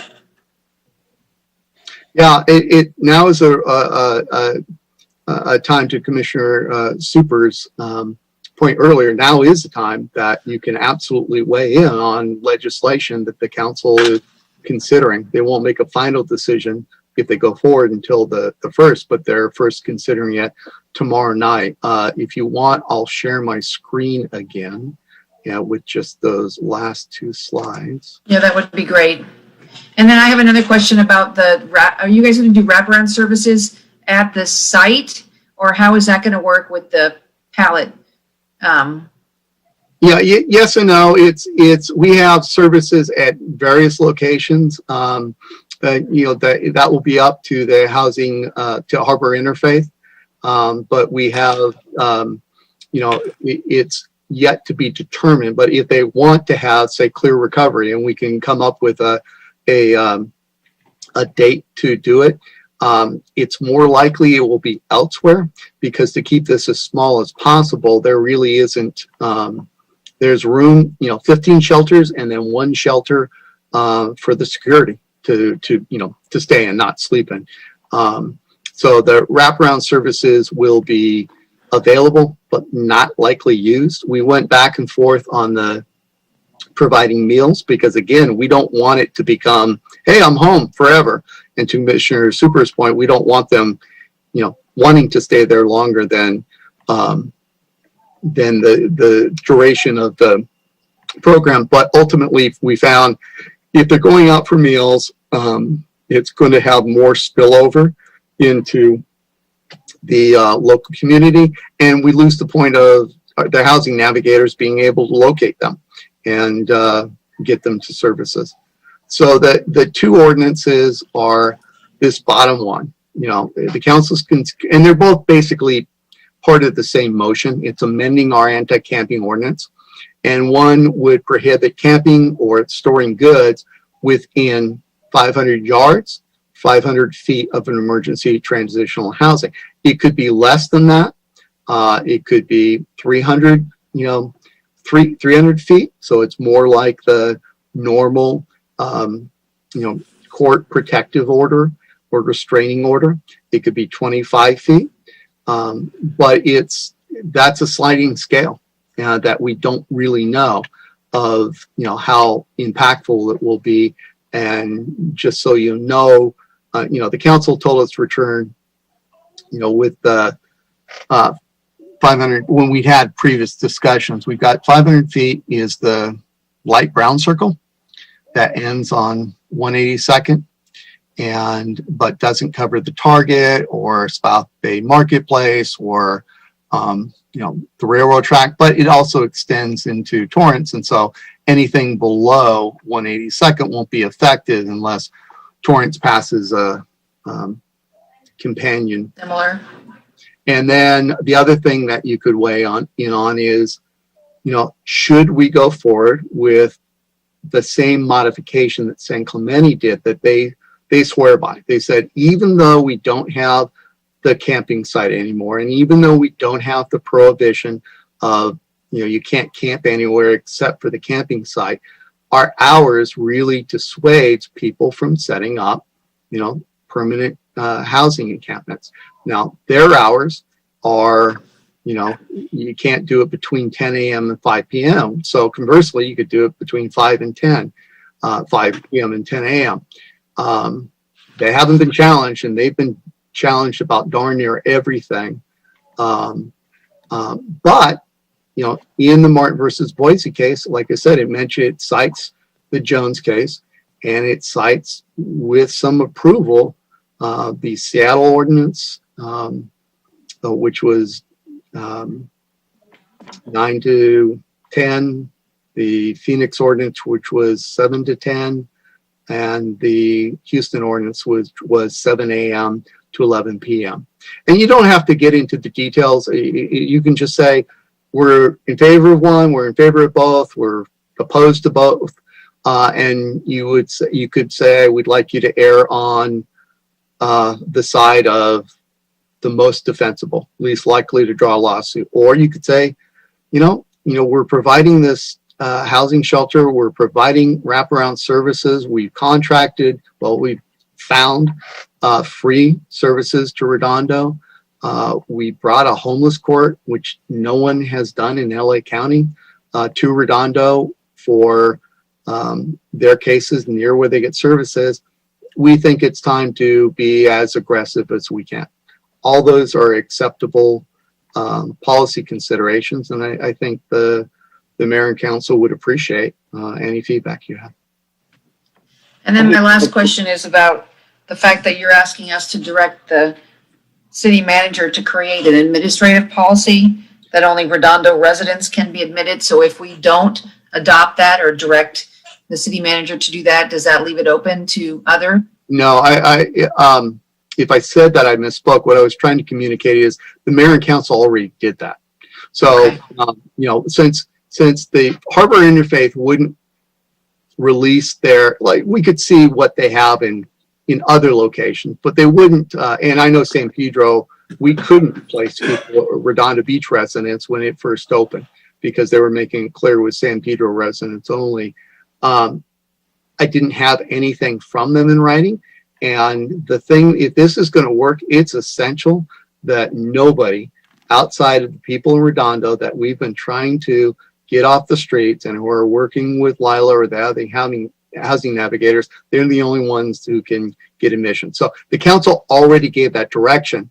I just can't show you the final product because he hasn't devised it yet. But the thing that will be up for consideration by the council tomorrow night are these two potential modifications to ordinance. Thanks, Mike. Oh, I'm sorry. Just a logistical question. If we had a time-based camping restriction, and let's say somebody has a tent up in the middle of the day and, a police officer goes and cites them and says, hey, you can't be camping here. And the person says, well, I'm not moving my stuff. How do we deal with that? Well, it's also using camp paraphernalia. It's fairly expansive. It's very similar to the Martin versus Boise issue. I think what will likely happen is they're going to seek compliance first, but it's just people that just refuse, just think, no, I don't have to, case law says you can't make me, and they're going to try real hard to get compliance. And if not, then they'll probably not go by way of cite if we know who they are. They'll probably go by way of written complaint so we can review it first. And the reason for that is, amazingly, Martin versus Boise found that the very issuance of a citation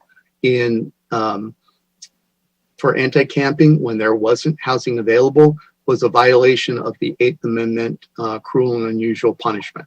And so we don't want to do that if, there's some reason that the officer, rookie patrol officer doesn't have all the facts right, he has the hours wrong, whatever it is. We'd rather they write a crime report, and therefore, and it didn't make a difference in Martin versus Boise that the prosecutors didn't file the citation. So we're trying really hard to avoid the minefield, but we're trying to, now that we have that foundation in place, we're trying to get the police the enforcement tools to stop the problem, the impact on community safety from getting to where it is, elsewhere around the county. I guess I'm just asking like a worst case scenario question, or I don't even know how worst case it is. If you have somebody who just, you can give them a cite and say, hey, here's your citation, go to court on a future date. And they'll say, okay, great, but I'm not moving my stuff. I see what you're saying. Yeah, in that case, we're not going to enforce it, but we're going to go back the next day, and every new day is a violation. And in many cases, multiple violations we need to be able to have any sort of deterrent effect, because as misdemeanors, the percentage of time that county jail, even before pandemic, that defendants serve in county jail is really abysmally low.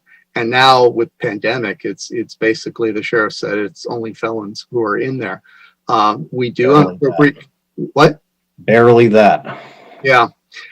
We do get, we have, for example, Joy got bail for someone who has caused problem today of $50,000, and they will hold if it's above, I think, 26,000. And so in appropriate cases, we go after deterrence and enforcement. It helps a lot if if it's 5 counts and 2.5 years rather than 6 months, because sadly with the changes in state law and the county overcrowding, it's harder. So we're not going to force if they really want to. But that's not been the experience that any of the cities have had. San Clemente, when they were able to, with the judges when they were able to, with Bellflower, when they were able to, with Judge Carter's permission, go out and warn people, they just left because there are plenty of places that don't have those enforcement and tools in place. Similar to San Clemente, now that they only have the ordinance in place. We don't want to be that place. But so we don't want to be so aggressive without thinking through, without risk management, where you have unintended consequences.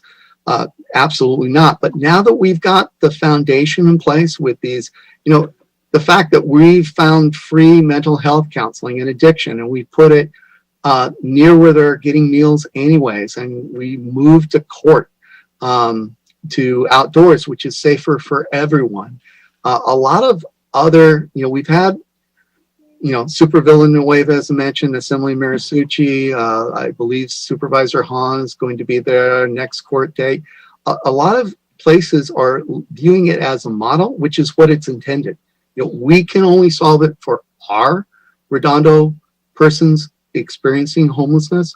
And we want to, it's been a lot of work, and Joy and Anna have put in a lot of work. We check emails 7 days a week so that if someone reports, hey, I called the police about this abandoned bedroll or camping bag, and we called them yesterday and someone was sleeping there last night, then one of us will contact the watch commander or the captain in charge and we'll, or Public Works, and we'll go, okay, we're going to post it now. And normally when you post it, that problem will move, elsewhere. But you don't want to just come in and, discard it. You want to make certain you have appropriate cataloging of all the information. So I would certainly not recommend the police do anything then, okay, we're taking a report. And eventually they're going to go to court with a number of cases. And what we found is the problem is going to sort itself out. The problem is going to get more difficult when other cities are able to enforce it as well. And we don't want to be the last, but enforcement is part of it. I do disagree with the homeless advocates who say there should be no enforcement, because if you don't enforce the law, the quality of life suffers. Having said that, this is compassionate enforcement. We want the same goal for them that we do for the community, which is get them off the streets, improve the quality of life in the community, and improve the quality of life and perhaps extend the life of the homeless residents of Redondo. And the one thing that's, particularly gratifying is if you see any of the videos that media has shot of interviews with the homeless individuals, they always refer to it as, this saved my life. I was addicted to meth. I've been homeless for 8 years. I'm now in, they're in housing outside of Redondo, and I'm, 1 or 2 steps away normally with getting documents for birth certificates to getting permanent housing. And so it's great for them. And it's the reason that we've had such buy-in from everybody, the judges, the fact that they even consider it, the sheriffs, that they would consider moving a courtroom into a parking lot outdoors. So it's working, not perfectly, and we'll hopefully use it as an example for other agencies to see. And then eventually I hope there's can be more room for inter-city cooperation, because we're not ideally located for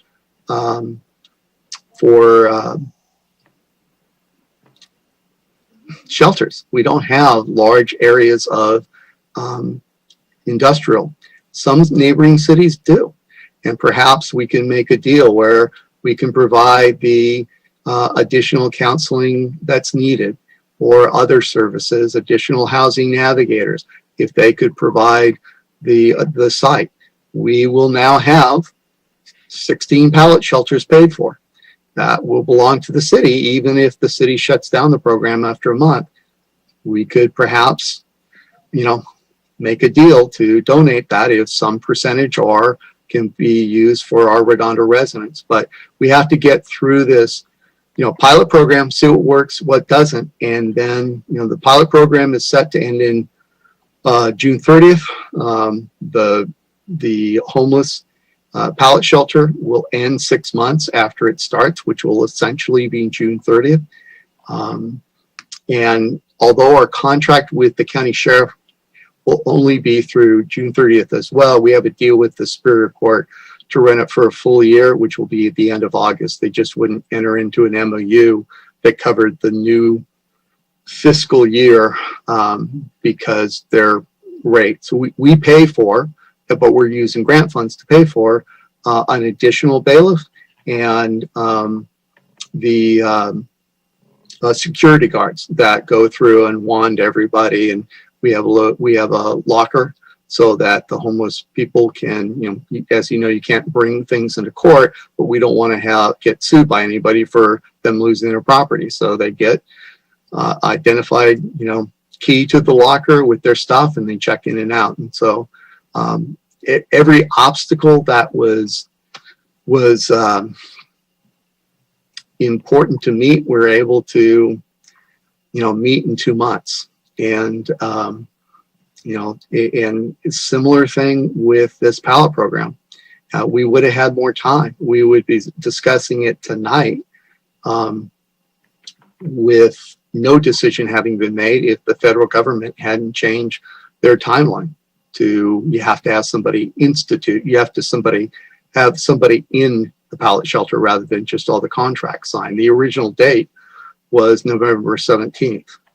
And it was out of necessity that we had to move it up to the 10th. But, I hope the Public Safety Commission weighs in on these contracts, these ordinance amendments, and we will certainly not wait for the minutes. We will certainly add any motion that you pass to the presentation that we give tomorrow night. I have a question I'd like to ask, please. Mr. Webb, I think we saw a slide earlier regarding COVID-19 testing requirements, but I'm not sure. Yeah, we have supplies for COVID-19. They're going to be taking temperatures. All the COVID spots are going to, all the pallet shelters will be more than 6 feet apart. They have a number of methods to comply with disinfection. We have sanitary supplies. We have laundry supplies, laundry provision in there. And I think that COVID supplies, it includes, I don't have the budget in front of me, the operational budget, but I certainly remember it includes, temperature taking. And the reason we went with the smaller shelters is we don't want, we don't want to mix any households, even though most individuals are single and homeless. We have some couples. We have on occasion had families, but those are mostly in cars, and we're able to, through Lila or other housing navigators, be able to get them more easily into transitional housing. Thank you, sir.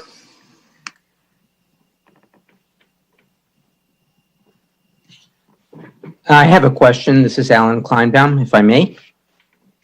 Yeah. Sure. I'm just trying to get the handle on the problem and the proposed solution. You have a budget that you've been given of $622,000, and with that, you're buying shelters for 15 people.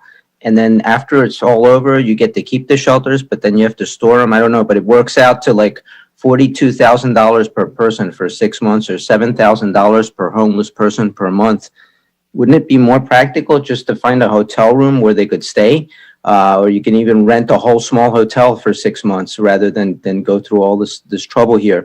But I understand that they don't have ID, but maybe they don't need ID to be in the pallet shelter. Maybe you could work something out so they could have, temporary lodging for months in a hotel. Why can't you do that? It seemed like it would be a lot simpler. So the one-time cost of the pallet shelters themselves, I think it's about $133,000 total. The one-time costs are $420,000 because the council picked the site that was most remote but needed the most site preparation. So we needed to grade the site. We needed to improve the site. We needed to make it ADA accessible. The big dollar ticket, the 622, is the operational cost. Now it's for 9 months, and we're not going to spend all of that. But in order to make this work, you want to make certain there's security. You don't want to have somebody, just on their own in a hotel room, and you don't want the taxpayers to be liable for it. So most of the costs are doing things that will hopefully make the program successful. Having on site at all times an aid, having on site at all times security guards, and it's permanent fencing surrounding, temporary and then permanent fencing surrounding it to have no one who's not in the program have access to it. Hopefully to keep it more remote from the general public. And those additional expenses like we were just talking about in terms of providing necessary sanitation, hand washing statements, hand washing stations, laundry for meals. And again, this is a pilot program. We wanted to find out, okay, if we do a relatively small number of people, if we overwhelm it with security and services, and the county really pushed back on us, and we said, look, we don't have any good site. There's no good site there's a reason why there's no sites like this in the beach cities, and we can't even bring it to the council if you don't provide that. And they agreed to, and so we may find that there's a better model, but we didn't want to do anything that would have unintended consequences on the community, and we didn't want to do anything that would cost $1 of Redondo Beach General Fund. And all of this, 100%, is being funded by grants. So we had a $729,000 grant or series of grants from the county, and we had $300,000 use of our CDBG grant. And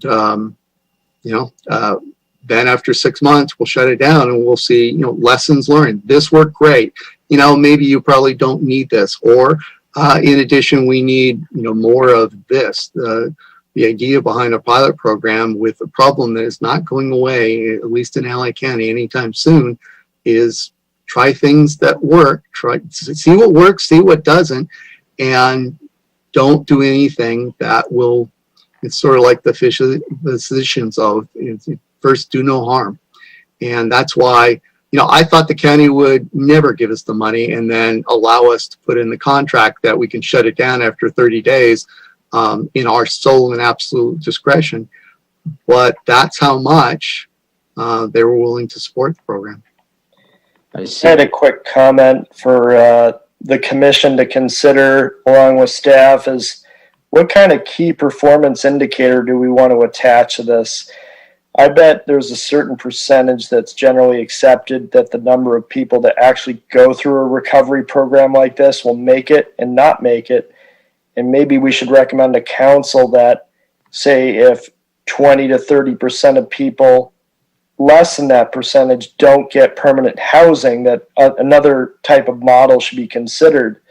I don't know what the number out there would be that I'd recommend, but it's got to be something reasonably optimistic. But I think a lot of people, as soon as they finish the program, are going to go right back to the streets. But if there's people saying, hey, I got off drugs and cleaned up, and I know I have a number of family and friends that have done that and have been helped out by either grants or nonprofits or government agencies, that is we should tell the council to monitor and control that and basically switch to another program or don't do it again. But I just wanted to get feedback from Attorney Webb and staff and commission on that. Thank you. Okay, so I'm hoping our role in this is done as of July 1st. So, we were directed by the mayor and council to do so. I think homeless court can continue, but it is a difficult thing at best. However, what the good news is that we have to keep real specific stats because it's a grant program. So the South Bay Cities Council of Government is going to do that evaluation because we're spending their money, and they will certainly share that evaluation with the city council, and it will become a public document. And so certainly you'll have access to it if the council wants to consider it. But, I thought we would only be doing it for a year, but I didn't anticipate COVID, as, nobody did. And I fully anticipate that this will be moved to a more, some more permanent, sustainable model. And the, DMH is very involved, and they're looking at, the numbers that will come out of the model. So there will be performance models. It's just performance measures. It's just DMH and the South Bay Council of Government will report those. I don't want to set measures that are just simply unattainable because we're starting with a very small number.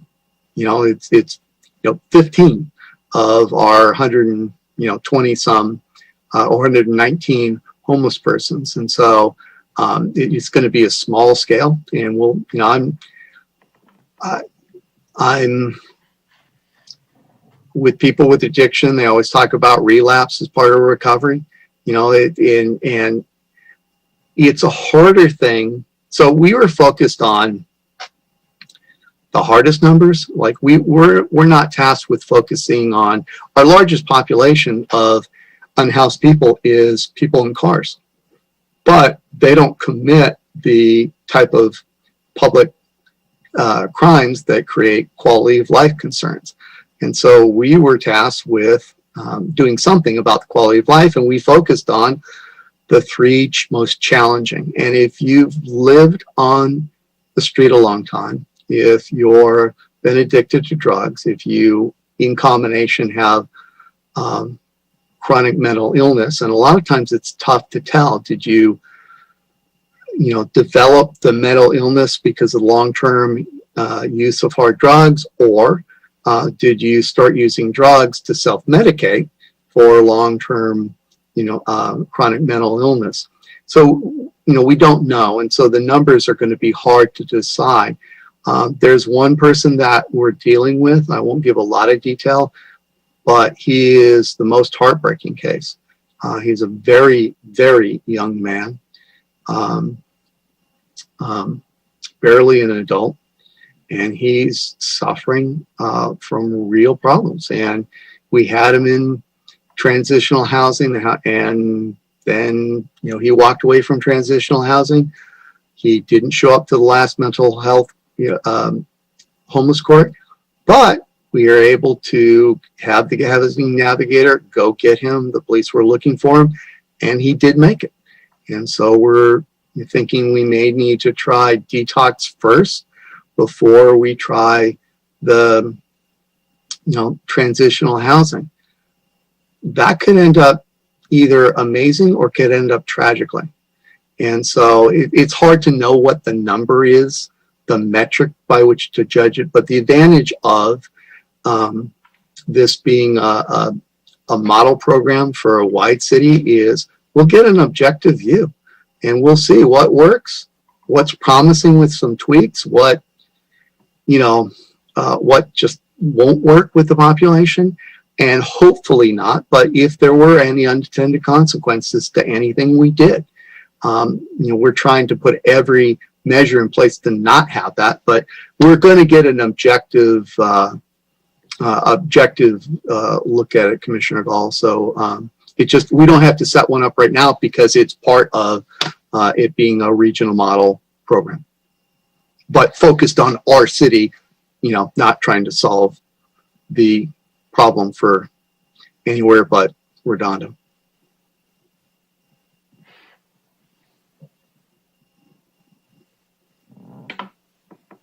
Just a point of clarification, Mr. Webb, is that San Clemente has the time restrictions ordinance now, even though they don't have the designated camping area anymore?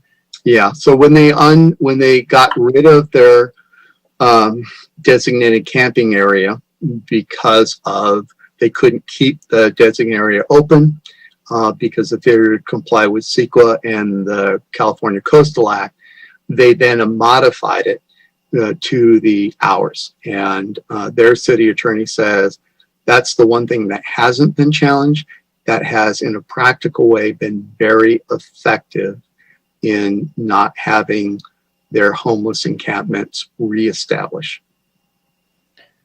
But I guess so that doesn't, that ordinance isn't really tied to whether or not you have temporary housing in the city. Correct. Only that it's more defensible, I think, if you're providing all these other services first, or at least it may make it less likely that you get sued because it's not a heavy-handed enforcement only. We've talked about it with the mayor and council multiple times over the past year, but you know, and if you see, if the it's up to them to pass any ordinances, and so that's why, you know, the stuff that is important to do if they choose the pallet shelter, it's, you know, do these things. The last two are if so desire, you know, because there are different views. You know, I'm of the view you need some enforcement. The council may decide not to. So, and I would think this commission's recommendations, whatever they be, will be of use to the council, and they may rely on it.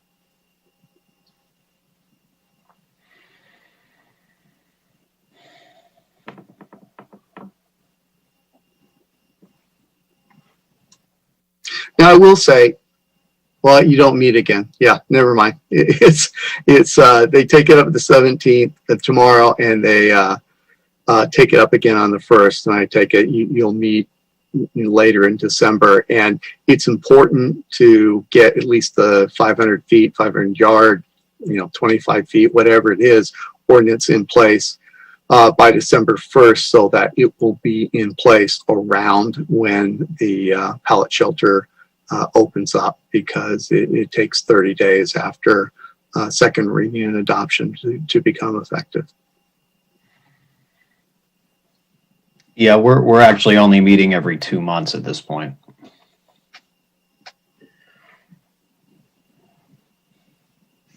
So should we discuss it? Do we need to make a motion? How should we proceed? I would recommend yes. You know, if you don't feel comfortable, I understand, but you know, it is your opportunity to do it.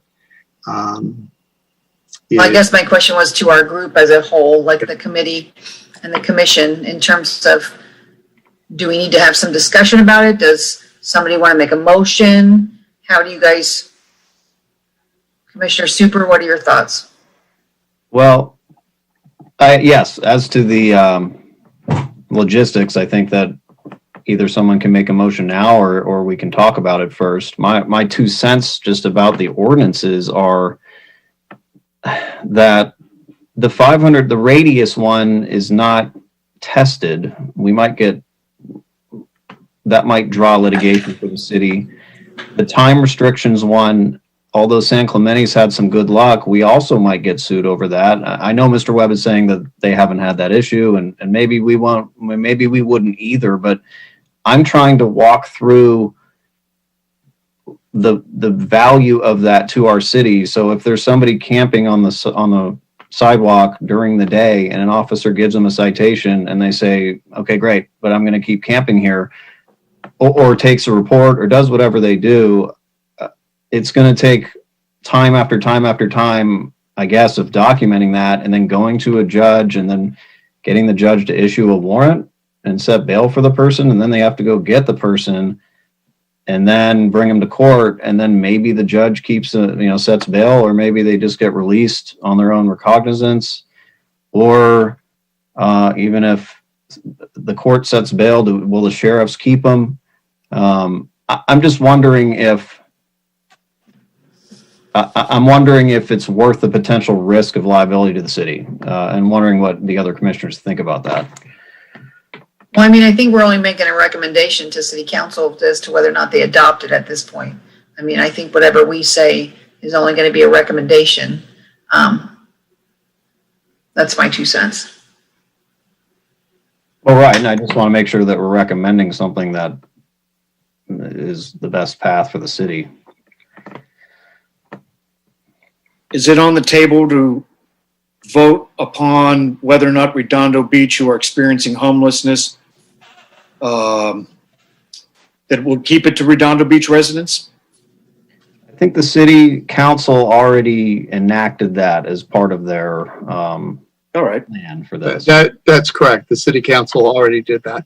So the only things they haven't done are consider these two ordinances. So that's this ordinance, which is a ban on camping within X distance of the homeless encampment, because residents surrounding it are concerned about any becoming unintended consequences or becoming a magnet. Now, it's not first come, first serve. I don't think it will work that way. There are no services that they can get, but it's always a possibility. And so that's, something that we can consider. Other cities have enacted it, but much smaller distances. I will say that although we use San Clemente, Commissioner Super, I will remind you that, again, that was specifically mentioned in the opinion of Martin versus Boise. So they talked about in footnote 8, you can have, it doesn't mean you have to allow people to sleep anywhere, which would be the, possibly the ban of some distance from the pallet shelter, or at all times of the day. And they specifically cite with approval the Jones case, which cites with approval the ordinances which are more expansive, more protective, more prohibitive than in terms of time than the San Clemente one. So they cite with approval of Seattle, Tucson, and Houston. And Houston expands the hours to, you can't between 7 a.m. and 11 p.m. And so, that is as protected as we can get. And the San Clemente hours are the least restrictive. And so that gives us a better position in terms of defending it, or perhaps not drawing a lawsuit. In Martin versus Boise, it says you can have some site limitations. And so that part is good. It doesn't specify, and the more expensive you make it, the more problematic it could be. So if they go up with the maximum of 500 yards, it does remove some of the areas that we had a lot of public comment about people worrying about drawing homeless from other cities. Again, I don't think this is designed in such a way we'll do that, but they compare it to other ones, and it's more the distance. So, it's a policy call for them, and you're an advisory body to the mayor and council, and whichever you do is certainly up to you. And I think the council will, I'll definitely make certain they're aware of whatever motion passes, or that you decline to pass a motion as part of my presentation or Ms. Abakeen's presentation tomorrow night. Quick comment would be hearing all the homeless discussions and people's kids walking home at night or going out for a jog early in the morning and being harassed. I would make a motion for 500 feet with camping allowed between 10 p.m. and 6 a.m., but that would be as far as I go with it. Open discussion. Now, Commissioner Gall, are you talking about 500 feet with it away from the pallet city? Yes, I think that's reasonable. I think 500 yards, that's quite a bit. No, I agree with you. I think 500 feet is sufficient. Then we don't worry about running into Torrance area as well if we're deciding to make that motion. I think we're going to get sued one way or the other. I hate to say it, but if anybody's going to get hurt, I hope it's not somebody who's, a resident just walking home from school or a study session or working out and stuff like that. But just anyway, grit my teeth and I yield the mic. And I will mention, if I can comment, I know there hasn't been a second yet, but we do have one advantage. If we get sued, we can always shut down the pallet shelter. So if we can get rid of the ordinance, but they'll have defeated the purpose. And that's one of the disincentives that's built into this, and combining it with this to having it passed in conjunction or near. I would warn you that 6 a.m. is not a time period that anybody has been adopted that's been cited with approval. The most expansive was the the Houston, Texas one. That was 7 a.m. to 11 p.m. We went with the less restrictive because San Clemente's use it. They've been sued for everything, and it's even less restrictive than the other cities. So we took a more risk-adverse approach, but I would be real uncomfortable with doing it, having the prohibition be any larger than the one that was cited in the Jones case and cited in the Martin versus Boise, which was 7 a.m. to 11 p.m. So, I would second your motion, Commissioner Gall, with the change that the 500 feet be the same, but the change be, I think, from no tent camping or no erecting a tent from 7 a.m. to 10 p.m. Fair enough. That would be my second on your motion. I'll revise my motion as such. Then I would second it.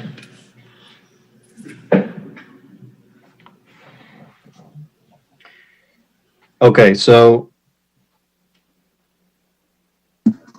our motion is that we recommend that the council enact the ordinance regarding the distance radius of 500 feet and the time restrictions of 10 p.m. to 5 a.m.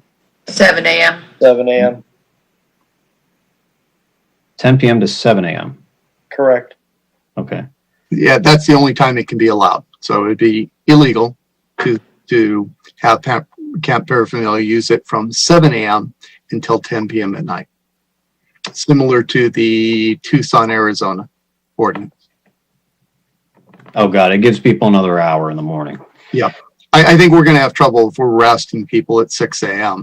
I'm a little uncomfortable about arresting them before 8. Certainly if any of the homeless or teenage individuals, they a lot of teenagers are up by then, but I'll go with, certainly I'll recommend whatever, I'll pass along whatever the council, what the commission says. Can I ask a question? It's Alan Kleinbaum. I'm trying to understand, why is the commission being asked? Like, the commission could provide on public safety matters any recommendation they want, and can't the commission come up with the ideas they want to recommend? Why are we given the choice of these two things on these two matters and nothing else? And this is where we have to, we're like so restricted, where it's just this. Maybe we're not interested in this. Maybe it's something else that's more important. I don't know. Why is it limited to just this? Because this is, well, it's not limited to just this. You have a homeless subcommittee that can pass along recommendations to the council. I don't believe I've seen any. That doesn't mean there haven't been some passed along, but this can be, a lot of times the frustration that exists with the meeting every other month is oftentimes the commission can't meet, when a state bill comes up in order to review it, and adequately recommend to the council either support or oppose it. So these two things are going to be considered by the council tomorrow night. They gave direction last week to bring back an ordinance. So you can have maximum input and maximum effect, whatever the recommendation is on those two things. You can have you can make other recommendations within this subject matter and within your jurisdiction. It's just that, I don't know when or if those will be considered by the council. Thank you.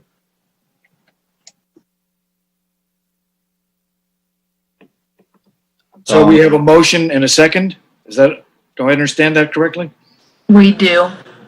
So obviously, I'm not necessarily on board with the whole pallet issue, but if the pallet issue is going to pass, then I think that we have a good chance right now to make some recommendations surrounding the pallet city and those 15 cities or 15 pallet houses. So, I mean, the motion that's pending, I think right now, is if there is one established, that there be a 500 feet moratorium for anybody coming in that area, and that nobody be allowed in the city of Redondo Beach to set up any kind of camping between the hours of 10 p.m. I'm sorry, between the hours of 7 a.m. and 10 p.m. And obviously, I'm opposed to camping in our city as well, but I think if it's going to happen, at least we have an opportunity right now to set some parameters that city council can look at and can adopt an ordinance so that the Redondo Beach Police Department can enforce. So that's my 2 cents. And just so you know that the ordinance, the addition is only while the ordinance can't be enforced pursuant to the conditions set forth in Martin versus Boise. This ordinance, this part of it disappears as soon as we have available beds, for homeless individuals, and they choose not to accept them.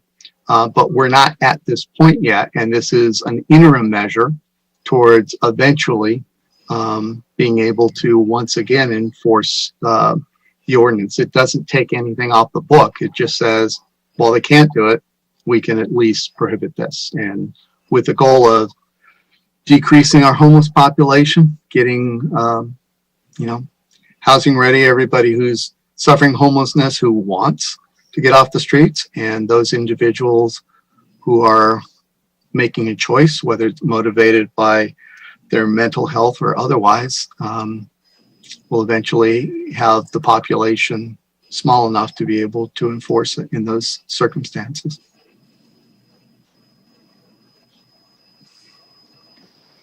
So should we vote on the motion? Can I just ask one more clarifying question? Does this camping ordinance modification affect people who don't have any stuff, like a tent, like if you're just sleeping on a bench or the sidewalk? Is there anything that you can do that, basically, right? Right. Because that, again, would be really hard to enforce without, is someone, not homeless, but goes into Veterans Park and it's a beautiful day and, pulls out a blanket and one person's reading a book and the other person is, catching up on a nap. You can't enforce it against persons experiencing homelessness if you're not going to enforce it against those individuals. So this is designed to try and prevent homeless encampments from establishing like they have through so much of the county, and it is such a problem to deal with once they're established. And our ordinance currently defines camp as pitch or occupy camp facilities, to live temporarily in a camp facility or outdoors, to use camp paraphernalia. So our ordinance already specifically defines camp and camping as it is. We just can't enforce it. So it specifically addresses that. Okay. before you proceed with the vote, I just wanted to let you know that we do have one member of the public. I'm not sure if they wanted to speak on this item or not, but can we give them the opportunity to raise their hand should they want to speak? Absolutely. Okay, I hope that person heard me because I'm asking them right now if they'd like to raise their hand. And we'll give it a moment. Otherwise, I didn't want to interrupt because I did notice that we had someone still online regarding this item. Well, it doesn't appear this person is raising their hand, so they're probably just listening or monitoring. So I'm sorry to interrupt, but I wanted to make sure that they had that opportunity to speak. Thank you.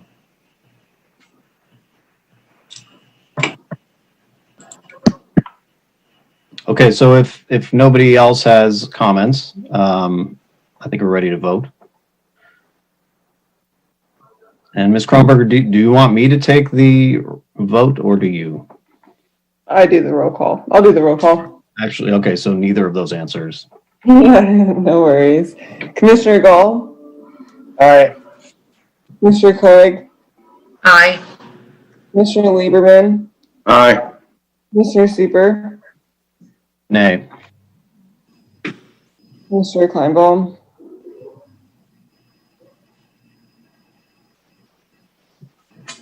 Mr. Kleinbaum, I was muted. Nay. Mr. Marinelli. Aye. You have a 4-2 vote in favor. Roll call is complete.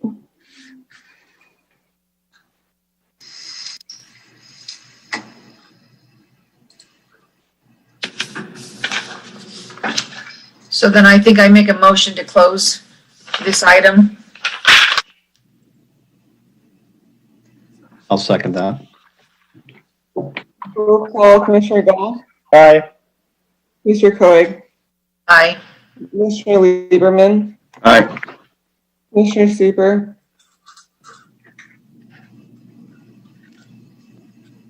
I'm sorry, aye. Mr. Kleinbaum, Aye. Mr. Marinelli. Aye. Roll call complete.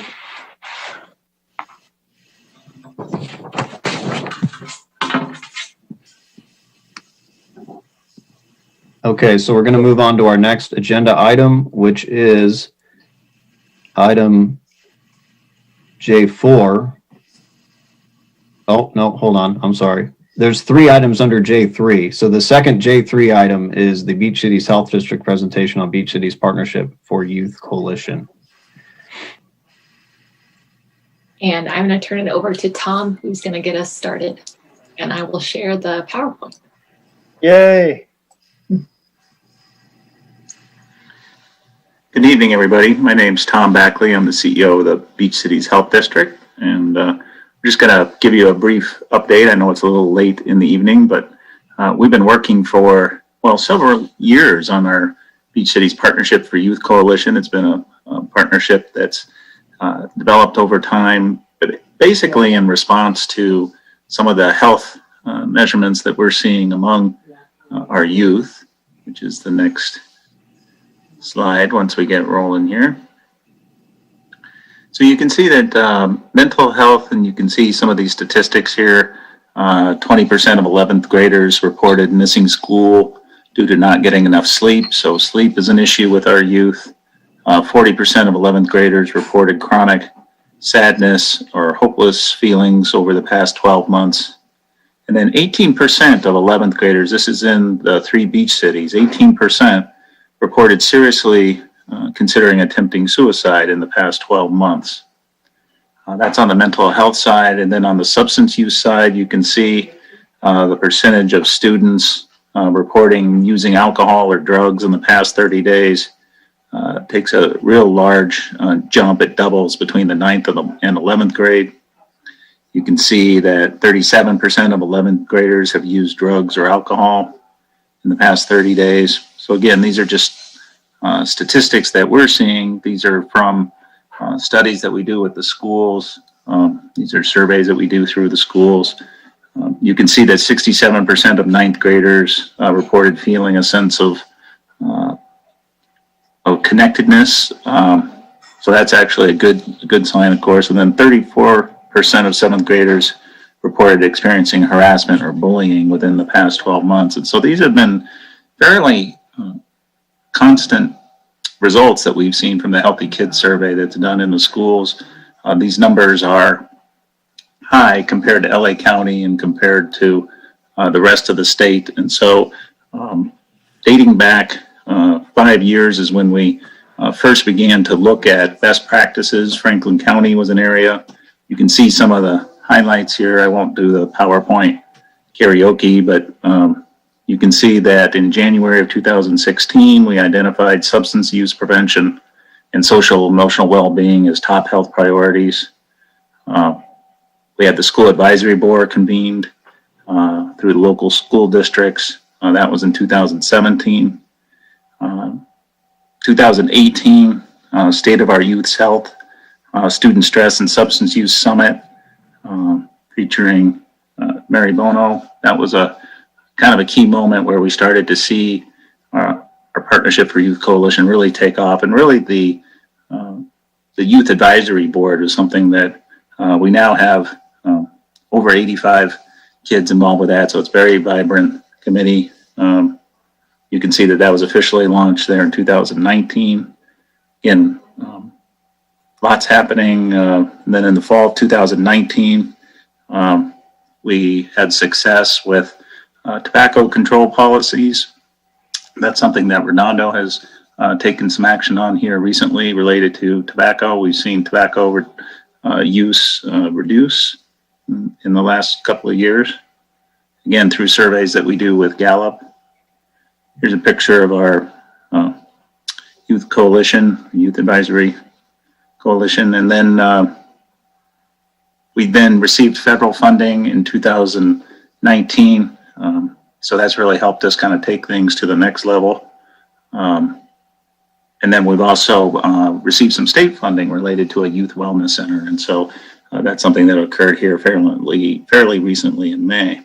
So that's just a quick sort of summary and history of activities that we've been doing as it relates to youth. And then Allie's going to share with you some next steps that we'd like to take moving from here. Thanks, Tom.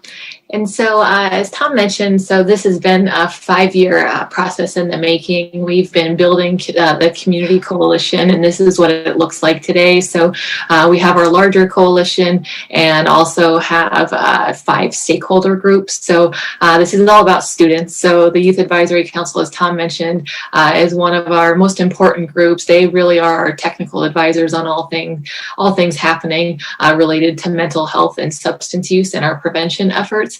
And I think what we found at the beginning of this effort, there have been lots of really fantastic efforts or initiatives over the years to address both substance use and more recently mental health in young people, but they were pretty fragmented. We were seeing that there was a lot happening in the community, whether it was at schools, with community partners, with individual clinicians, but it was just kind of disjointed. And so by bringing that all together and forming this community group, we'd have an opportunity to share best practices and resources and not duplicate our efforts. In public health and in prevention, funding is always limited. So what could we do to work together to maximize the resources that were available? And knowing that there were a lot of great examples across the country of what had worked, how could we bring that here to the beach cities? And so Tom mentioned kind of building that from other community coalitions that had found success. And the key tenets of that are active community participation, as well as, some pretty clear data. What are you trying to move the needle on? And so that's why every time we have the opportunity to talk about the coalition and the work, we really want to make sure that we're keeping those metrics front and center, because that's what we're trying to impact. Not only that, but the long-term opportunities for all young people in the beach cities to have a chance to thrive. So we have a parent group. They represent all 21 schools in the beach cities. We work really closely with each school district in the beach cities. We have a school advisory board that meets once a month to talk about best practices in the school environment. We have a team of mental health clinicians, our student mental health provider task force that includes people working in private practice as part of group, local medical groups. We have some of our larger healthcare systems as part of that group as well. And then we have a community group at large, and they are focusing more on kind of mental health and happiness across the lifespan, so youth, adults, and older adults. So the whole premise of our coalition building was based on this Drug-Free Communities Grant program. So I have to thank Commissioner Gall. I think we've been talking about this for almost a year to bring this idea to this group. So thank you for your perseverance in making that happen to get to tonight. So as Tom mentioned, we were funded through SAMHSA about a year ago to do this work, and it's really based on these 12 sectors. So they know that after about 20 years of this grant program, that to really be effective, you have to actively engage a lot of different sectors within the community. So here locally, we do have a steering committee. They're kind of our guides along the way of what we're doing with the coalition before we meet with a large group, which can range anywhere from 75 people during COVID in a virtual meeting up to 200 at our full coalition meeting. So you'll recognize one name on here at least. Your chief is part of the steering committee. So he is with other subject matter experts across these 12 sectors to kind of guide and shape the work of the coalition. So really looking to impact both student mental health and substance use prevention. So I wanted to share just a few updates from the Youth Advisory Council too. Tom mentioned this is an action-oriented group. In some of the earlier pictures you saw, they've presented to your own Redondo Youth Commission. They've presented to City Council. They were at some of those council meetings when tobacco control was being considered earlier in the year and last fall. They also wanted to address their peers around a vaping awareness campaign. So last year at this time, this was really top priority for us, as we knew then vaping was just kind of exploding in use, especially by young people.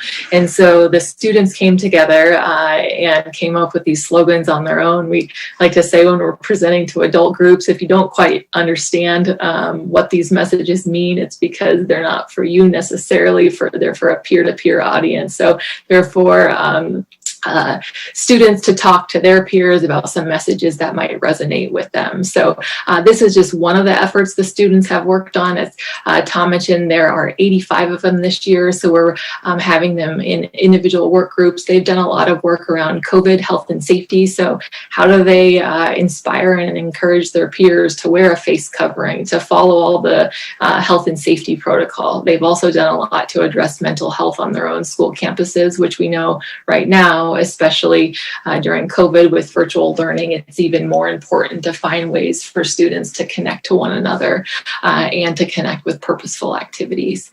Another big piece of this work has been around parent engagement. We continue to look for opportunities to meet parents where they are. We know they're extremely busy and pulled in a lot of different directions. How can we create community and also create some opportunities for education and engagement?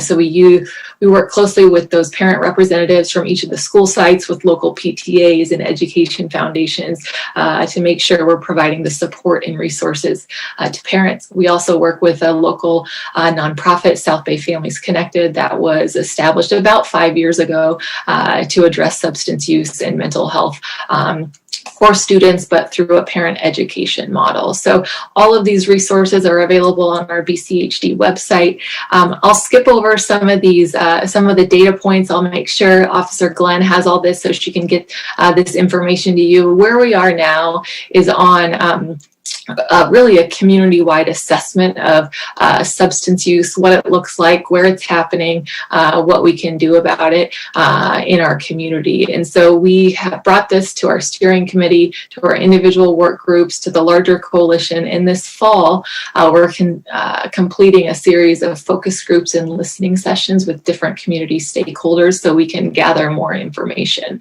We have the data, but we know that only tells one part of the story. And so I think with this group and through our partnership with Redondo PD, we have an opportunity to kind of tell a more well-rounded story so we can better address where the substance use is actually happening.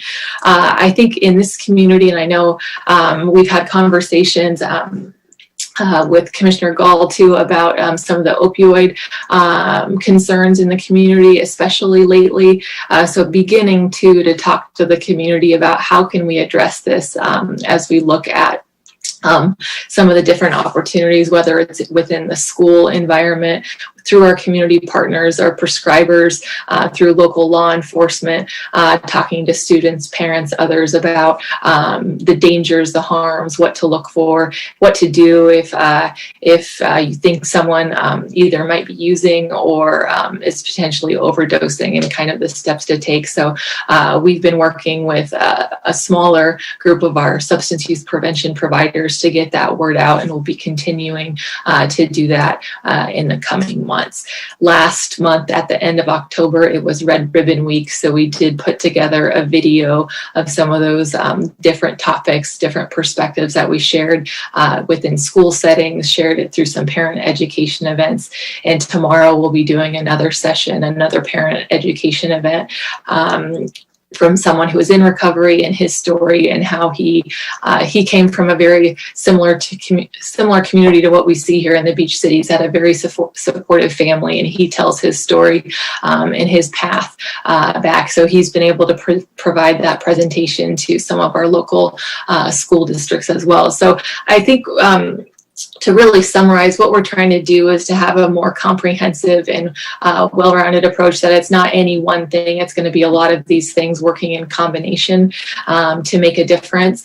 We think another opportunity to kind of make that early intervention or prevention case is through the Juvenile Diversion Project. This is also a recent initiative. It was something that started in Manhattan Beach more than 10 years ago, where they have a pre-filing diversion program. So any young person, any minor who comes into contact with the juvenile justice system or with the any law enforcement would have the opportunity to be diverted, for individualized services and support. And so we have established this in Manhattan Beach, working with both our school districts and with law enforcement, meeting with some of the officers as recently as today to talk about how we might be able to get this going in the city of Redondo Beach, to provide referrals so we can help support students early on. I think we talk a lot, you talked a lot tonight about on the intervention side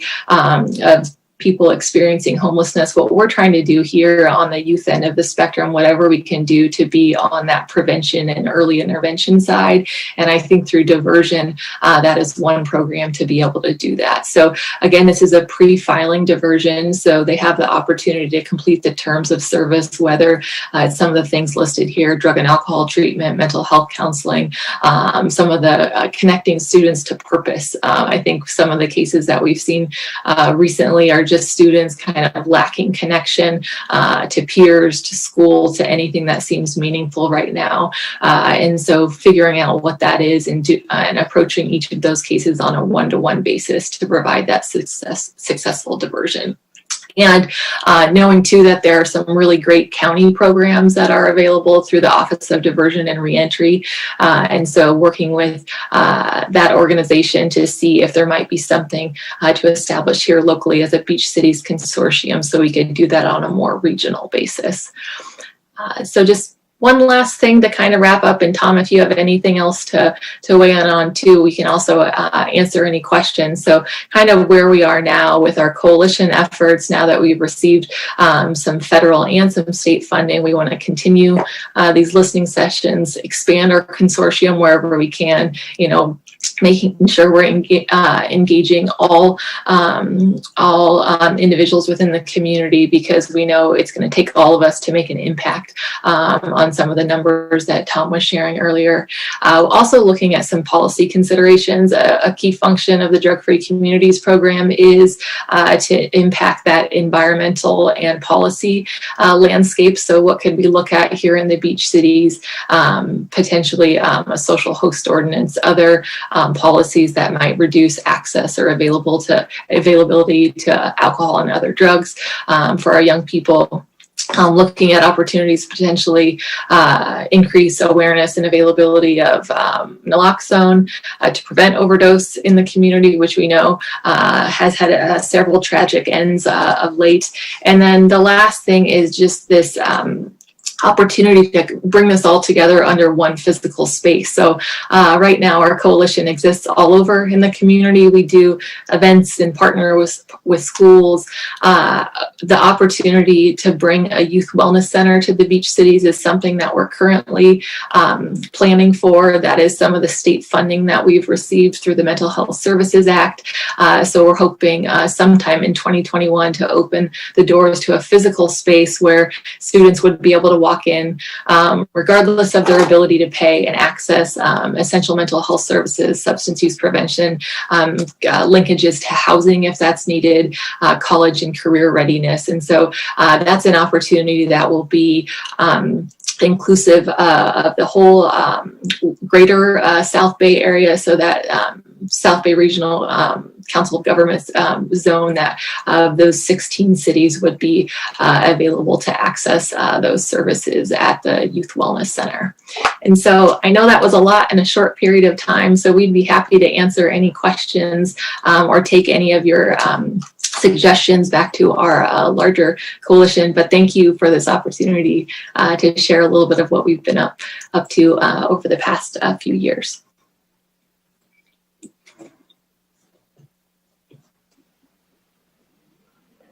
Thank you for the presentation, Tom and Allie. This is Jeff.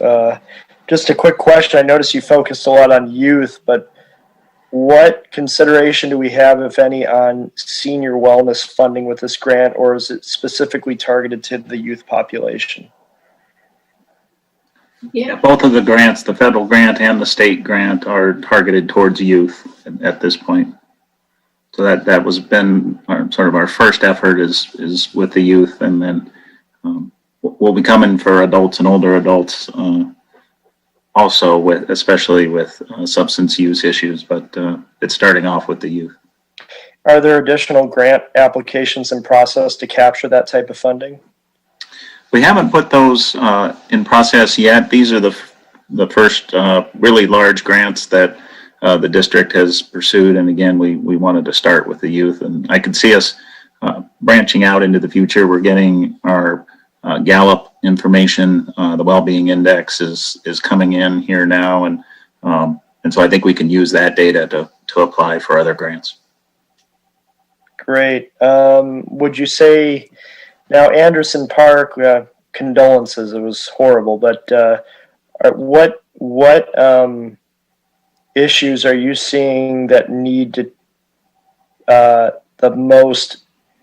the best potential issue to reduce in terms of what categories would you want to target with this funding, such as suicide prevention, bullying prevention? What's kind of your gut on this one?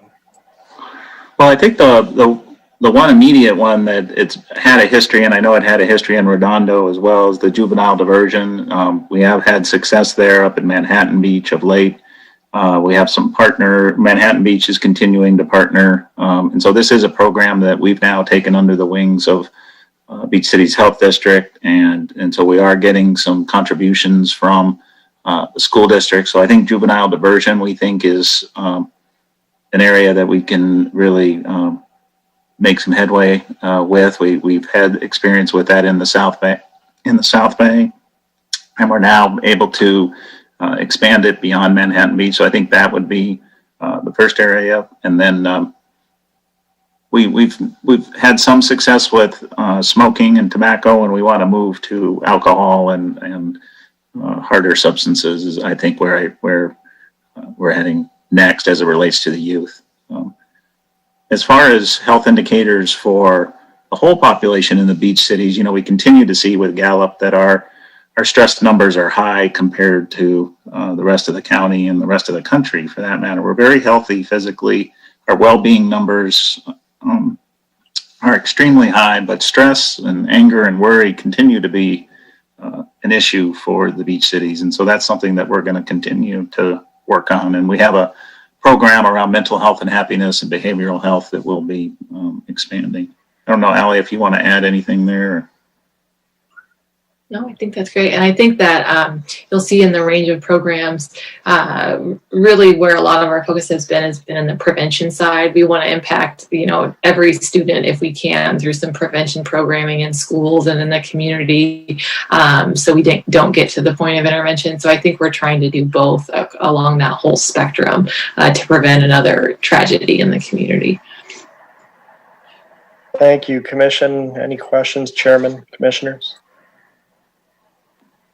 Just want to say thank you for the work you're doing and the presentation you gave us and sitting through all the other topics until you got to talk at 10 o'clock at night. So much appreciated.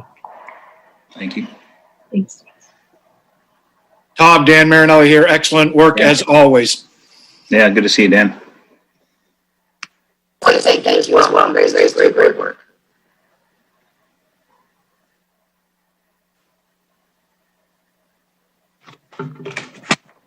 All right. If there's nothing further on this issue, is there a motion to close item J3? Well, is it numbered? It's the second item under J3. Motion. I motion to close the item. I second that motion. Commissioner Coig, you kind of sound like you're talking from a spaceship, so that might be the issue. No problem. Might be a good area of targeted funding. Oh, there we go. That was normal. Okay. Yep. So I second the motion. Confirming there's no public comment on this item either. No, I do not see any comments for this item.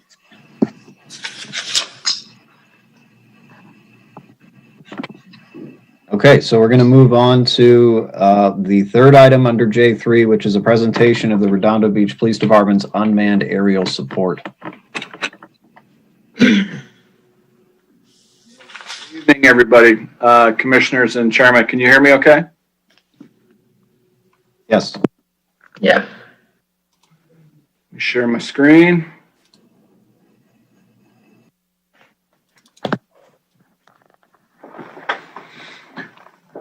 You guys see the screen okay? We can. Okay.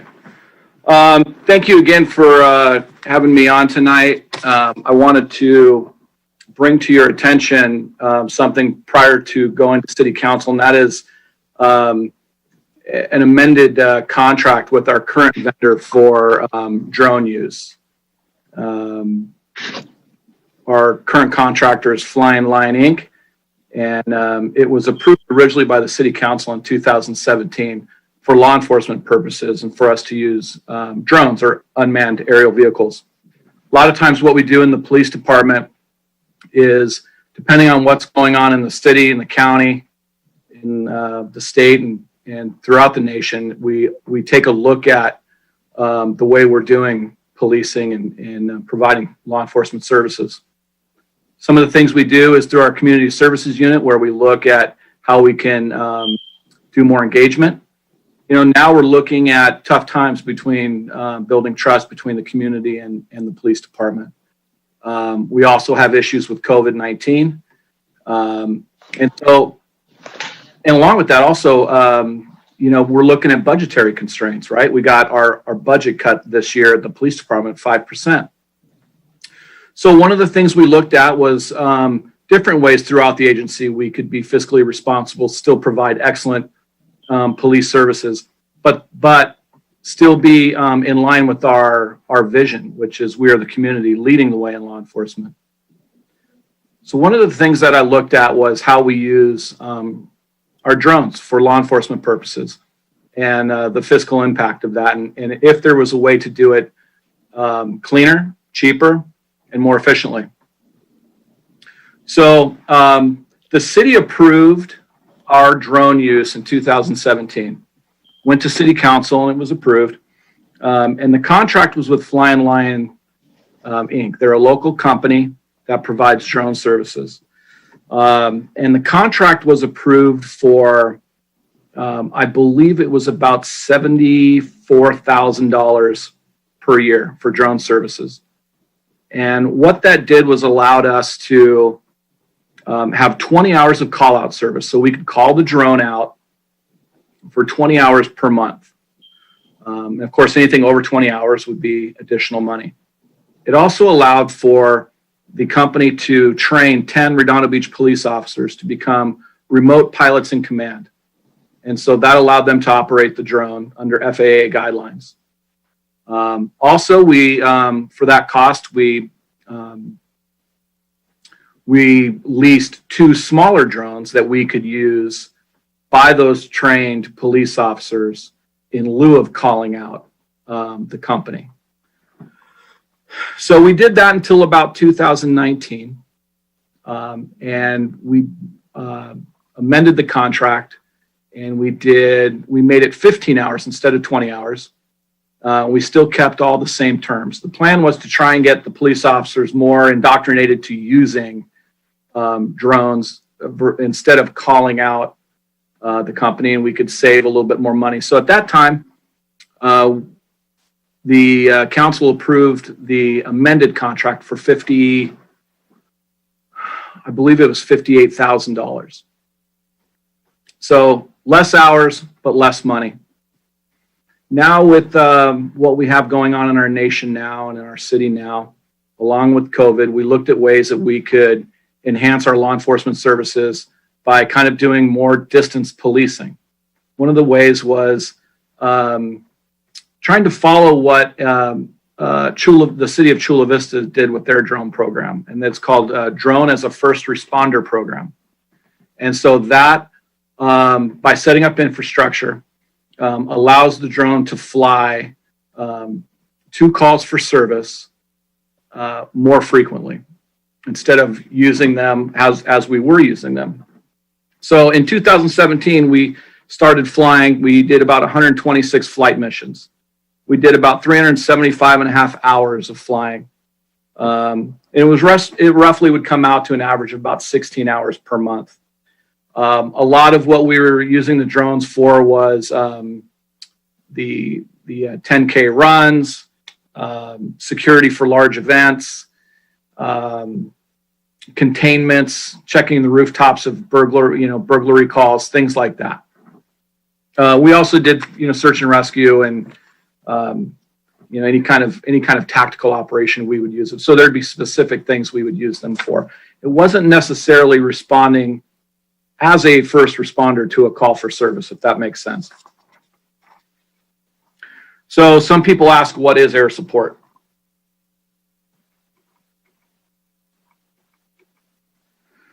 And so that typically in law enforcement, it talks about using helicopters for air support.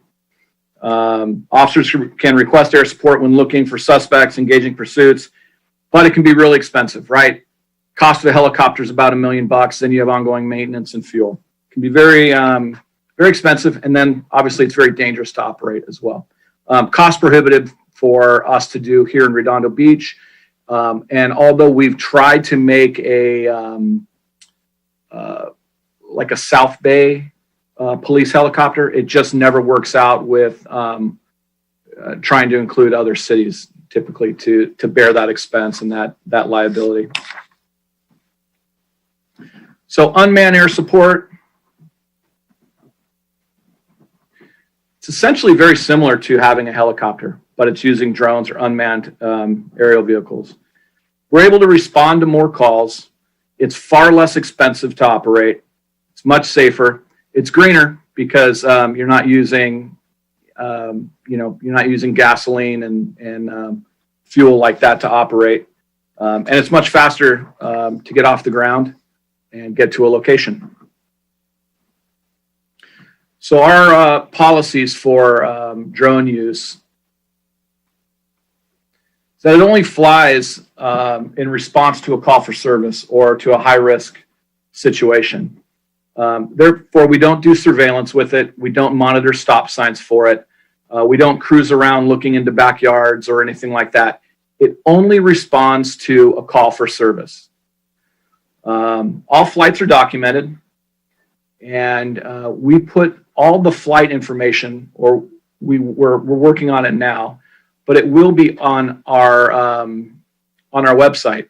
So if you go now or after the meeting and you look on the redondo.org website for the police department, you'll see a tab for unmanned aerial vehicles.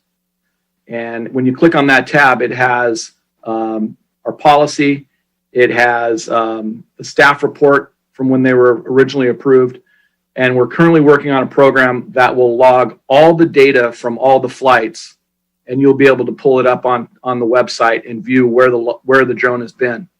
And that's important because people think, the drone was 40 feet off the ground looking in their backyard.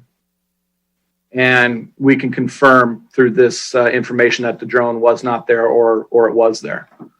But if somebody has a particular question, just in an attempt to be completely transparent, we're putting it all on our website. All the aerial imagery is saved for evidentiary purposes, and they fall into line with our policy as far as retention as well. So based on everything that has been going on in the nation recently, and what we saw with the Chula Vista Police Department flying their drone as a first responder program, in April, we conducted a 4-week pilot program, if you will, on using the drone in the same fashion that they're using it at in Chula Vista as a first responder. So we flew the drone 40 hours a week, mainly from the rooftop of Beach City's Health District. So we have an MOU that is currently in the city attorney's office. And it's an agreement with Beach City's Health District to let us land and take off from the rooftop. And the way it works is the drone, there's a remote pilot and command positioned on the rooftop of Beach City's Health District. And they have line of sight during the day quite a ways into North Redondo Beach, past Artesia Boulevard. At night, they have it all the way to Marine. And then going south, they have line of sight well into South Redondo. Those streets kind of curve around, but the majority of South Redondo Beach. And so there's a professionally contracted UAV pilot stationed on the rooftop. And he's an employee, or that person is an employee of Flying Line Inc. And they are remote pilots in command. Then down, what we did was we built a computer console down in our dispatch center, and we purchased some software. It's called CAPE. And the Redondo Beach personnel, who is also trained remote pilots in command, can operate the drone from the dispatch center.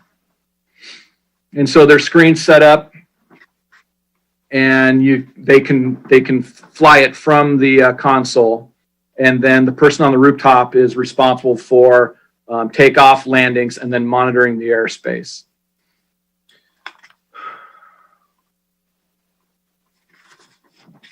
So the drones, after the pilot program, we ended up doing a 30-day pilot program, 40 hours per week. We thought it was extremely successful. The drone, again, only responded to calls for service and didn't do any surveillance or any patrolling around. We noted that a priority 1 response time was reduced by 42.1%. A priority 1 call is an emergent call. That is a robbery, that's a burglary occurring now, an assault, a battery, something like that. Priority 2 is more of a non-emergent disturbance. So it could be kids skateboarding, it could be something like that, a drunk person causing a disturbance. And then a priority 3 is like a report call, or in this case, we found a lot of the COVID violations are priority 3. So the priority 1 response times were reduced by 42.1%. So that got us down into the seconds for responding to calls for service. And I'll explain how that worked. The priority 2 calls, we were reduced by 72.3%, and then the priority 3 is the greatest at 75.1. The average priority 2 response time by the UAS was 47 seconds. So what we were seeing was our drones were getting on scene way faster than a police officer in a car. And we were having a police officer with a view of what's going on, the calls for service, and being able to give that information to the officers that were responding. Many calls, the drone was able to respond and handle themselves. And so a police car never even had to respond. And then what we would have the drone operator would do is after they landed, they would call the person who called in the call for service and explain to them what had happened, what the outcome of the call was. So during our pilot program, we conducted 177 flight missions. Actually, let me back up. How we got this priority 1 call down and these priority 2 calls down so much was we used a technology called CAPE.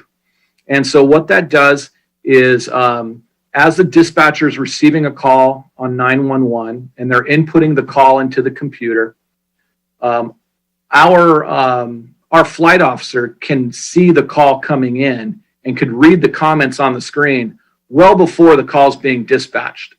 So we had incidents where there was a robbery in progress at the market at Artesian Ringe.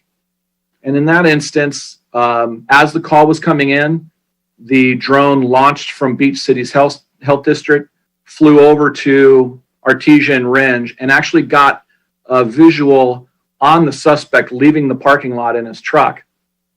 Followed the truck down Artesia Boulevard. But when the drone arrived and the suspect was getting into his car, pulling out of the parking lot, the call was just coming out on the radio. But because we had that software, the drone was able to respond well before the officers were even dispatched on it. So the drone followed it down Aviation Boulevard, Artesia Aviation, it went northbound Aviation, and it vectored in the police cars to conduct the stop. And then it monitored overhead the stop to enhance the safety for the officers and everybody that was involved. And that's only one incident. We've had several incidents similar to that. So that CAPE software we paid out of our current operating budget and was not an impact or additional funds to do. So we conducted 177 flight missions. We cleared 55 calls for service, which did not require a patrol officer. So in those times, the officers were able to stay in their designated area, patrol around, work traffic enforcement or whatever it is they were doing. It helped detain 22 suspects, including felony suspects. This is just kind of a pie diagram we threw in there to give you a visual on the number of times our drone had arrived on scene first before any other police car. So it was 83.1% of the time. These are the type of calls that the drone went on. So there's everything from a battery, security check, reckless drivers, unknown troubles, family fights, issues with homeless, DUI drivers. And you can see the greatest amount was 25% were COVID issues.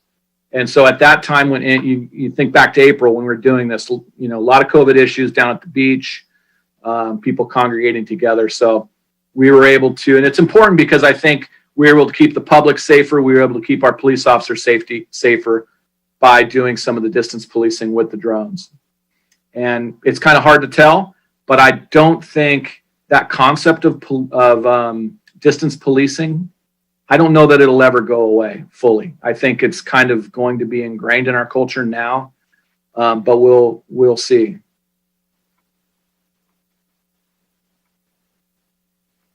These are just some more stats that are more up to date. We've conducted 398 flight missions. We're on scene now almost 80% of the time first. We're able to clear 91 calls for service, and we've located 62 suspects. So currently what I have with the city attorney is the MOU with the Beach City's Health District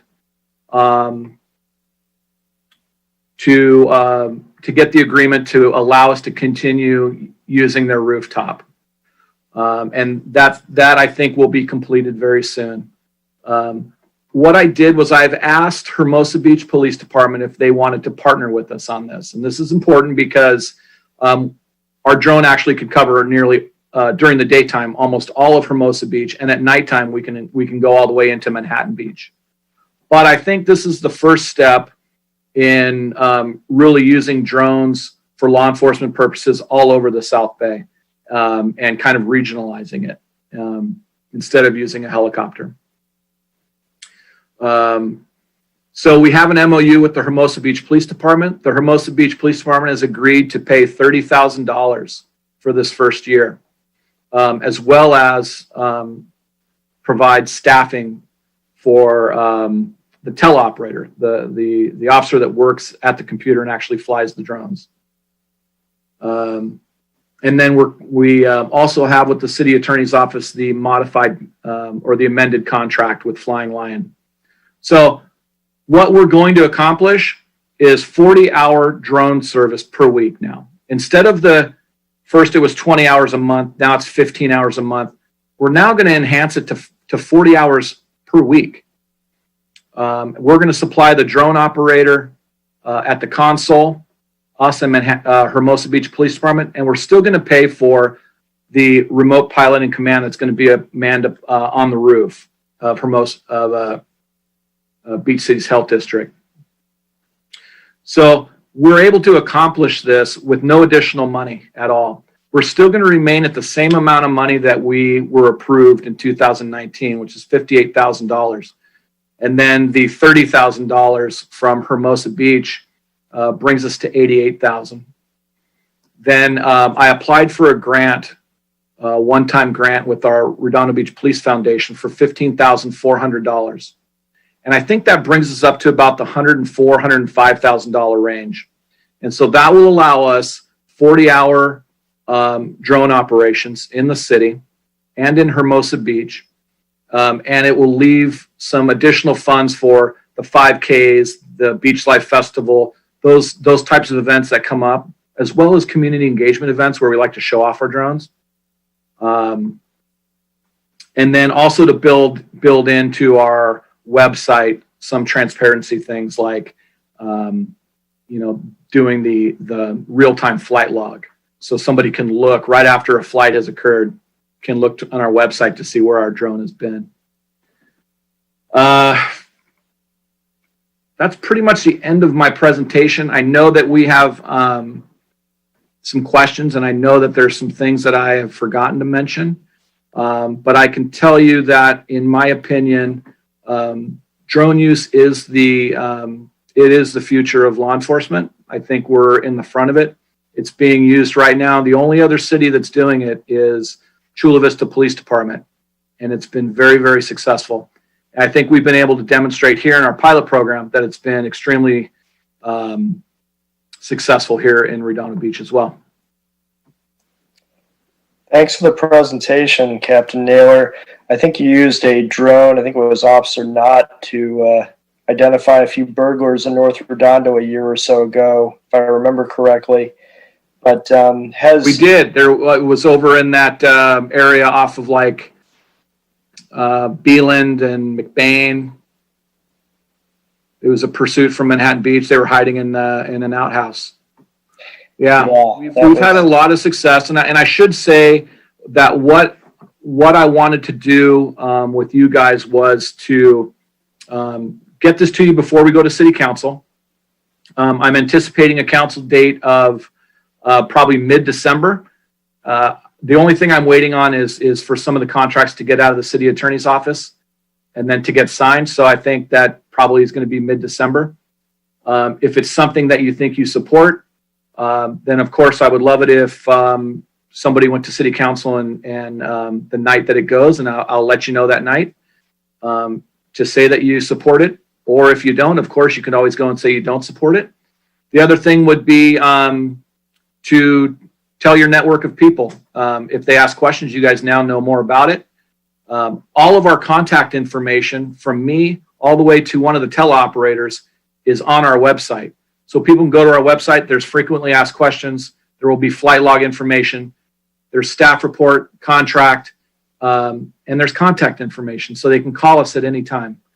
I should also tell you that I've brought this to our community engagement board, the police department's community engagement board. They do support it.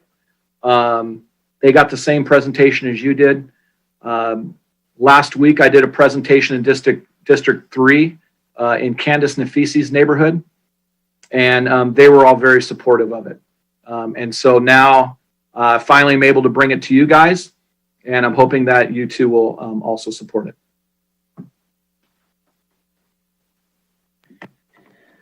Thanks for the presentation, Captain Naylor. I think it's great. It's just another example of the department kind of trying to be ahead of the curve on things. Yeah. I can't believe that we can get so many more hours without paying more money. That's just kind of, wow. The only risk or downside I see, and I think it's easily cured, is just some people get weirded out about drones in the air. And so as long as the department can make sure there's transparency like you were just talking about, and people understand what the drones are used for and where they can get more info, everything you were just saying, but I know that there's going to be people who are kind of weirded out about it. And so as long as we can ease those concerns, I really don't see a downside. It's a good thing for our public safety. Thank you. So we have had phone calls. People have seen our drones. So what we did was we outfitted our drones with red and green blinking lights. That way, because what was happening, people were saying, we saw a drone, we know it's yours. It was like 40 feet over my rooftop, and it was looking in my bathroom window. I mean, it's not us, and so we would look back at our flight information, our logs, and we weren't even up that day. It wasn't us. But what we learned was there are other drones, recreational drones, flying in the area. So we wouldn't tell people what they look like, and they would say, "Oh, it was a white drone." And okay, now we're more transparent about it. Our drone is a black drone. It's fairly good size. It's got red and green lights on it. When you see it, you know it. And some people have seen it. FAA guidelines want us to stay around 350 to 400 feet. They don't want us going under 200 feet. But there is one location in the city, and it's when it takes off of Beach City's Health District, it flies, we fly west and then kind of southbound, and it gets to about that area of Diamond and Paulina. And for some reason, there's an FAA rule that it has to drop to 200 feet. And it has to go a certain distance and then climb back up to 400. Only spot in the city it does that. Sure enough, they have a pool in their backyard. And so they would call us and say, they would describe our drone like it's definitely us, but we're not, like, we don't hover, we don't do any of that. Like so we finally troubleshot it and we figured out what it was. And so now we put a little geofence around there so the drone kind of goes around it. Every now and then we have to manually go through it. But we talked to those people and we gave them a full presentation. Matter of fact, she's on our community engagement board now, and we've invited their family. Once COVID stops, they're going to come get a full tour of our drone van and our drones and the console and all that good stuff. So they're good with it. They understand what happens is the drone flies and then it stops and descends to 200. Then it goes. So, and then it climbs back up to 400. So. Captain Naylor, this is Dan Marinelli. I just have a quick question for you. Yes, sir. I love the whole drone concept. I work in sports television for all the different networks, and I just have a question for you. Mm-hmm. If you watched the Masters this past weekend, you saw it was the first time that drone use was allowed at Augusta. And one of my best friends, I'm not quite sure how he talked the club into it. I'm sure I know how he talked CBS into it. But my question is, there's one network out there that they just can't get their lawyers around the fact of drone use above a crowd. So when my friend Lewis runs the drone for CBS at an Alabama home game and it's a tethered drone, or for example, when he ran it at the Masters and it was 2 holes away from when they were playing golf, that seems to work. But there's one particular network that all of us have been trying to crack but their lawyer is big on you can't fly it over a crowd. So I'm interested in the legal ramifications that you are able to fly this, say, over a 5 or 10K or the concert that takes place in the harbor. Yeah. How does that work for you? So we flew Beach City, what was it called? Beach Life Festival. I was running the command post those all 3 of those days. And what we did was Flying Lion has a technology that will help us identify other drones that come into our area. And so it's legal for them to fly, except when they go over, a crowd. There's a safety issue. So we found recreational drone operators. We would use this technology, would identify the drone, make and model, and then we were able to fly the drone back to our command post and land it. And then we would have another group of officers searching out for the drone operator.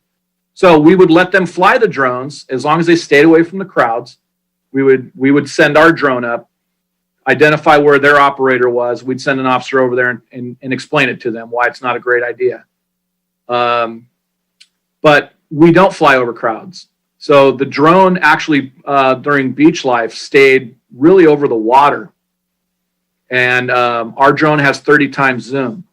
So we're able to, from 400 feet in the sky, we can read license plates. So we don't have to be over crowds. The FAA doesn't want you flying over streets, so we fly over the rooftops. And we very rarely, if we're at a call for service, you won't look up and see the drone. It's really not safe. So we would fly, stay a distance away and zoom in and use the drone that way. But a lot of times people will never see the drone. And I'm assuming that's what they do for golf, is you can be a distance away and zoom in and get the same quality. Exactly. Thank you very much for the presentation. It was awesome. Thank you. This is Alan Kleinbaum, Captain Naylor. Hi. Hi. What a fantastic tool for law enforcement. I really appreciate your presentation. Thank you very much. Thank you.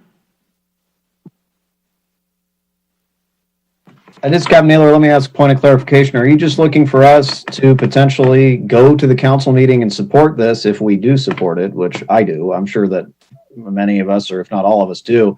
Or are you looking for us to make a motion right now to say, that, hey, City Council, we support the adoption of the new contract for drone use? I think you could do either way. What I was planning on doing was writing in my staff report that I spoke to I gave a presentation to the Public Safety Commission on this date and time, and overall consensus was they were in support of it or they were not in support of it.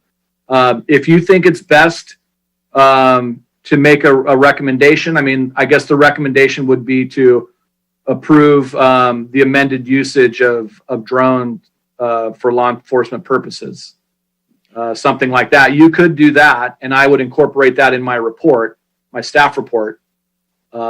Or somebody could just go to City Council in December or do an e-comment and say, hey, I'm from the Public Safety Commission. I want you to know that we heard about this and we approve this, or we support this. Either one, I think, would be fine. I'm fine, unless, is anybody against the further use or the expanded use of the drone program as we've just heard about tonight? Okay, so I'm fine with you just documenting in your report that everybody had a positive take on going forward. And if there's, obviously going to council meeting is probably more effective. Or it's probably going to be effective to do that rather than make a recommendation far in advance like this anyhow. I'm fine leaving it as it is. With the idea that at least some of us or one of us will make that comment directly to the council later on. Great. And I'll incorporate that into my staff report as well. All right. If there's nothing further on this issue, is there a motion to close the third item under J3? Real quick, John, just let us know when the meeting is and one or more of us will go and voice our support. And yes, make a motion to close. Thank you. Second. Just confirming there's no public comment as well. Double check. No comment. Any comments? And no attendees. Okay. Yeah. No public comment.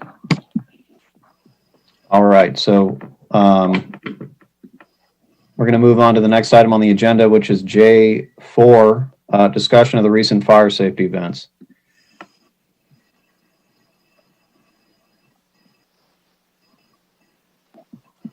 I don't believe anyone from the fire department is up tonight for this meeting. Okay, do we need I guess I'll make a motion to close. Maybe we can ask to table that till next meeting, but I guess it's at every meeting, so it doesn't really matter. Yeah, I plan on probably tomorrow when I go back into the office to either contact Division Chief Yang or Division Chief May and kind of see what. Officer Glenn, you cut out. You want to try that once more? Oh, I said tomorrow when I go back in, I will talk to Division Chief Yang and Division Chief May to see kind of what's going on and their stance with still coming to the meetings, just to make sure that we're all here and engaging. Okay, great, thank you. Do we need a motion to close, or are we just kind of moving on? We never really opened it. You don't need to have a motion to close it. Okay. There's no action being taken here. Okay, thank you. Certainly. So item number J5 is a discussion of recent events in the city prosecutor's office. Good evening again, Commissioners. Joy Abakine, Quality of Life City Prosecutor. We have not too many updates, just that our third outdoor homeless court will be this Wednesday at the parking lot of the Detective Bureau. Is there a time that they begin calling cases typically? It's like normal court where it is open to the public at 8:30. There is security there. The judge normally will take the bench around 9 or 9:30, depending if we're ready on our cases, and there are 2 public defenders meeting with their clients there. So it's a moving target. Yes. Okay. And how many, this is Commissioner Coig, how many homeless folks or how many cases do you have on calendar? I believe the last time I counted, there were 17. That number could have changed if additional people were added today or tomorrow. Yeah. Thank you.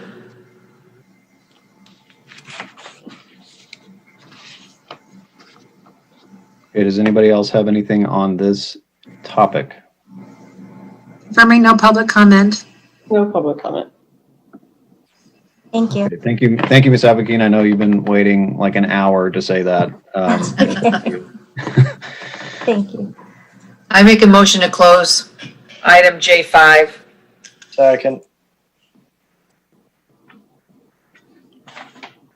All right, so we're going to move on. We don't need to vote on the closing motions, is that correct? You can say without any, is there any objection? And then you can move on with that. You don't have to have a roll call vote for that. Okay, any objection to moving on to the next agenda item? Okay, hearing none. We're going to move on to item J6, which is a discussion of recent law enforcement events and a crime recap. All right, Officer Glenn, also with the police department. So we just wanted to bring up, our officers have been a lot more proactive lately. Things were a little different when it came to COVID and us kind of having to take a step back due to precautions.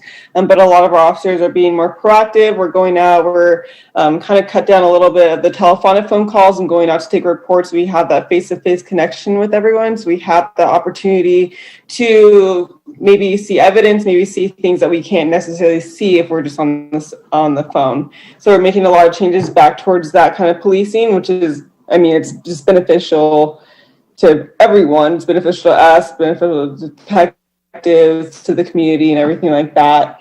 Our officers, something to note too, been working really, really hard, making a lot of traffic stops on just different vehicles.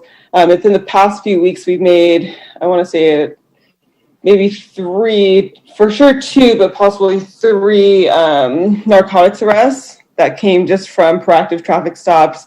An officer got fentanyl, methamphetamine, cocaine, and Xanax off the street, so that's pretty solid. And we also had an officer who they were driving up and down, I think the Esplanade, and ended up getting a stolen firearm out of the vehicle as well. So this whole proactive police work is really beneficial. You know, it helps everyone and kind of starts deterring the crime again, starts deterring criminals now that we can go out and be a little bit more proactive.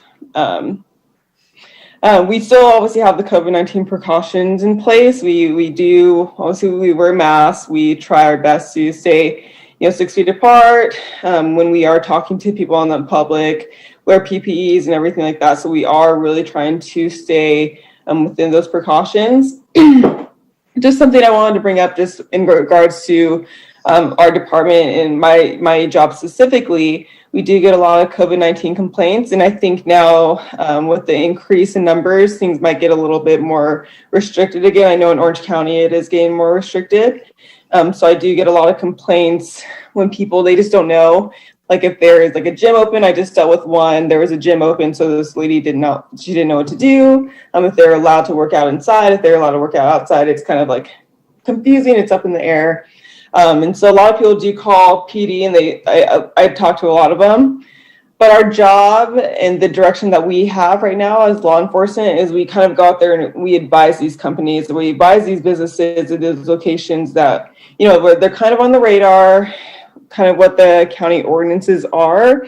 But I'd like to tell everyone that you get more done if you report it to the LA County Department of Public Health. So they conduct their own kind of investigation, and they can do way more in regards to maybe closing or issuing a citation or a fine to these different businesses who are not following by the county ordinances to either stay shut down or have people inside, outside, vice versa. So I don't know if a lot of people know that because they seem to get a lot of phone calls to the police department.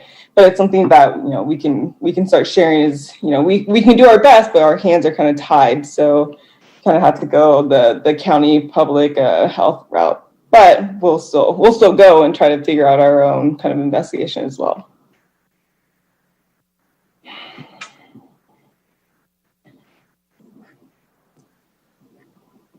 I had a question. So usually during the previous meetings, we had a crime log and so forth. And I know PD and fire have probably had some limited resources in getting stuff together, but those were some pretty good reads back in the day. And I don't know, like this is a long meeting, so I don't want to get thrown in the slammer for complaining for more detail. I think we've done a hell of a lot tonight. Thank you very much. But for future meetings, if you have a brief crime and fire update, what the new indicators are and so forth. I mean, when I looked at the PD map, I saw assault over on May and more burglaries cropping up. And on Nextdoor, I'm seeing a lot of data related to car thefts and stuff, but I really can't make a metric out of it, or if it's getting worse, or if they're accurate and so forth. And I know probably interns are probably few and far between now, but anything to get a weekly or a monthly report, if it's just a couple pages with some of the key indicators and some of the crimes that are public and also can give some detail, that would be appreciated, even if it's a little bit shorter than what you normally publish. Thank you. Of course, we still have them. I will jump on the sword for that one. This is my first time kind of putting the agenda together, so I'm still learning of the different things to kind of put in place. I'm still learning that, but we do have them, and I'll make sure that they are how to put all these agendas and stuff together.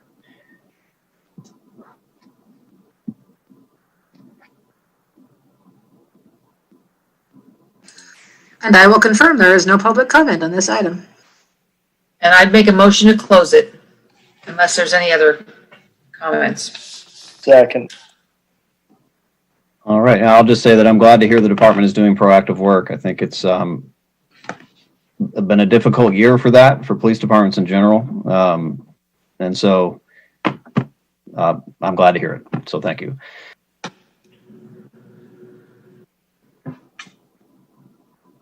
Sorry, I just muted myself. Unless there's any objection, I'm going to move on to the next item, which is J7, discussion of community policing events. Okay, Officer Glenn again. Like proactive policing, we are trying to get back out into the community as well. In regards to community policing events, I think it's super important. I think we all think it's super important, just with everything that's going on kind of in the world, to kind of get back out there and not hide behind the shadows, but try to start rebuilding that trust and start, closing that gap between community and police. And so we've been going out to like the farmers market, Freethway, and just kind of pass out information to people, kind of just being out in the public. And we do still have our mobile command post trailer that we've been utilizing a lot. We've done a few different events. We've gone to a few parks and we got a few snow cone machines. And so also when it was way hotter, it's still kind of hot right now, but it was way hotter. So we would go pass out snow cones and just kind of be out there, something fun, no kind of gimmick to it. There's no, we just did it to have fun and kind of be back out in the community. So we're going to do that again. Huh?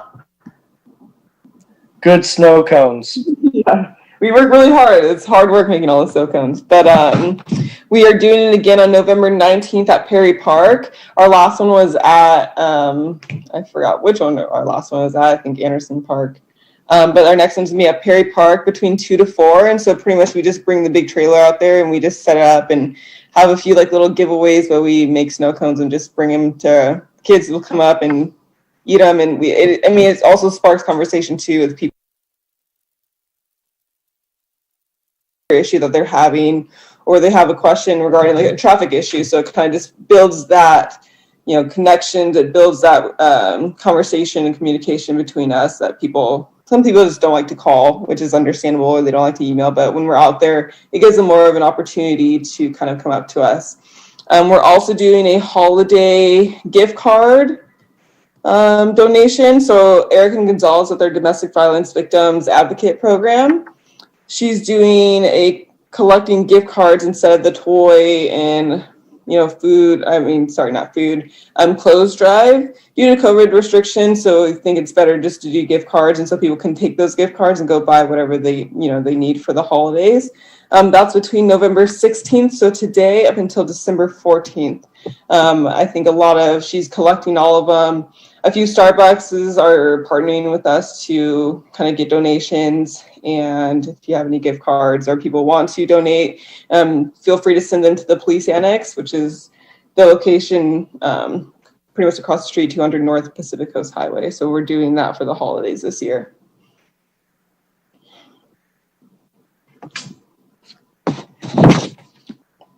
And that's all I got right now for community policing events.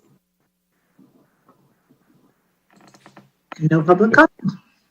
Good stuff. I'm glad you guys are able to figure something out even during a pandemic. It's good. It's good to keep connected to the community. Is there a motion to close? I make that motion. I second the motion. All right. If there's no objection, I'm going to move on to item J8, volunteers and policing report. Officer Glenn, again, we do not have a report for our volunteers and policing. Just with them being more at risk, we still are not allowing a lot of our volunteers back into the station just as a precaution for COVID-19. Okay. I don't know if it counts as being open, but is there going to be a motion to close?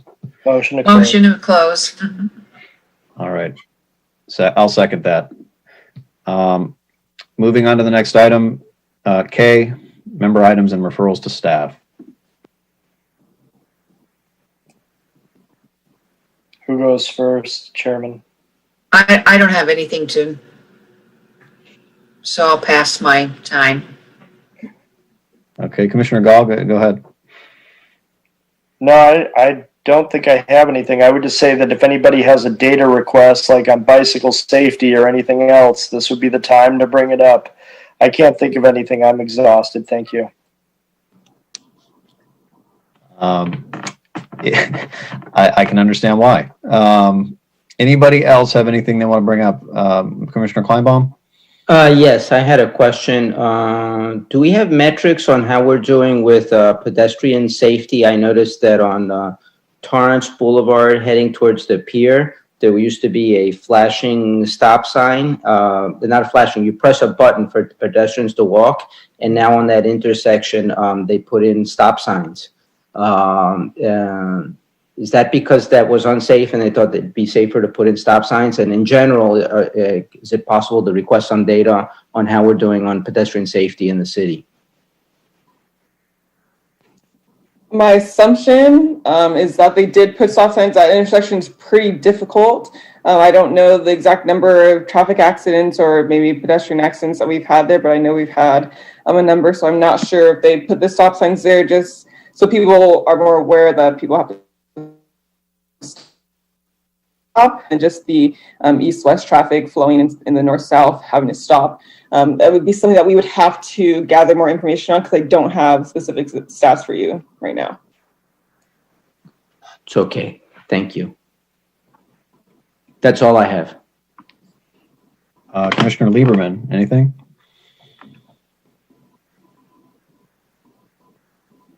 Yeah, nothing this time around. All right, thank you. Thank you. Commissioner Marinelli, welcome to the commission. Glad to have you. Do you have anything you want to bring up at this point? I do not, but I just want to say great job in handling the meeting this evening. A lot of items, lots of topics going on. Good way to handle it. I think everyone got a chance equally and fairly to address whatever they wanted. I'll have to do a little research on exactly what member items and referrals to staff entails so that when we get to our January meeting, I'll have plenty to say. Yeah, I think that's a smart way to go. All right, if there's nothing further, is there a motion to close this agenda item? I would make that motion. I second the motion. Third. Oh, wow, we're on to a third. Okay. All right, I'm going to move on to adjourning the meeting. So when is our next meeting, Officer Glenn? Our next meeting is January 18th, 2021. Now, is that Martin Luther King Day? Yeah, that's not Martin Luther King, is it? Check. It sounds like it is. Yeah, it is Martin Luther King. We should make a motion to have it on a different day if possible. Because that's what happened to us last year. We didn't have one in January because there was a holiday. We didn't have one in February because there was a holiday. And then we didn't have it in March because of the pandemic. And we didn't have our first one until what, August, I think was our September. we Yeah. We went months without a meeting. Yeah. Yeah. If we could get off the track where we meet on MLK and President's Day somehow, that would probably be good. So the issue that comes with because it's every third Monday, so we can't just switch. Things are probably different right now just because it is virtual, which is pretty cool. I'm pretty sure we can switch it to whatever day at this point, but it's just in regards to being in person in those meetings, so many different commissions, and it's unfortunate because you kind of have to plug into the right spot and if who's available, who's not available. So there's a lot that kind of goes into it, but I'll just double check with Vicki and Eleanor. It's probably is not going to be an issue to switch it. I need to contact them in regards to the Zoom and the virtual and all that stuff and figure out when's a date that we can do it. And we can look at you can talk to us about what's on the calendar, what's available on the calendar, and you just call a special meeting. Oh, yes. Okay. And yeah, we won't have the usual space issue, which is kind of nice. Mm-hmm. Right. So I'll work on that. Perfect. Okay. Well, I think that wraps it up unless there's something I'm missing. Okay. I'm going to sign off. Good night. All right. Be safe. Good night, all. Thanks. Thank you.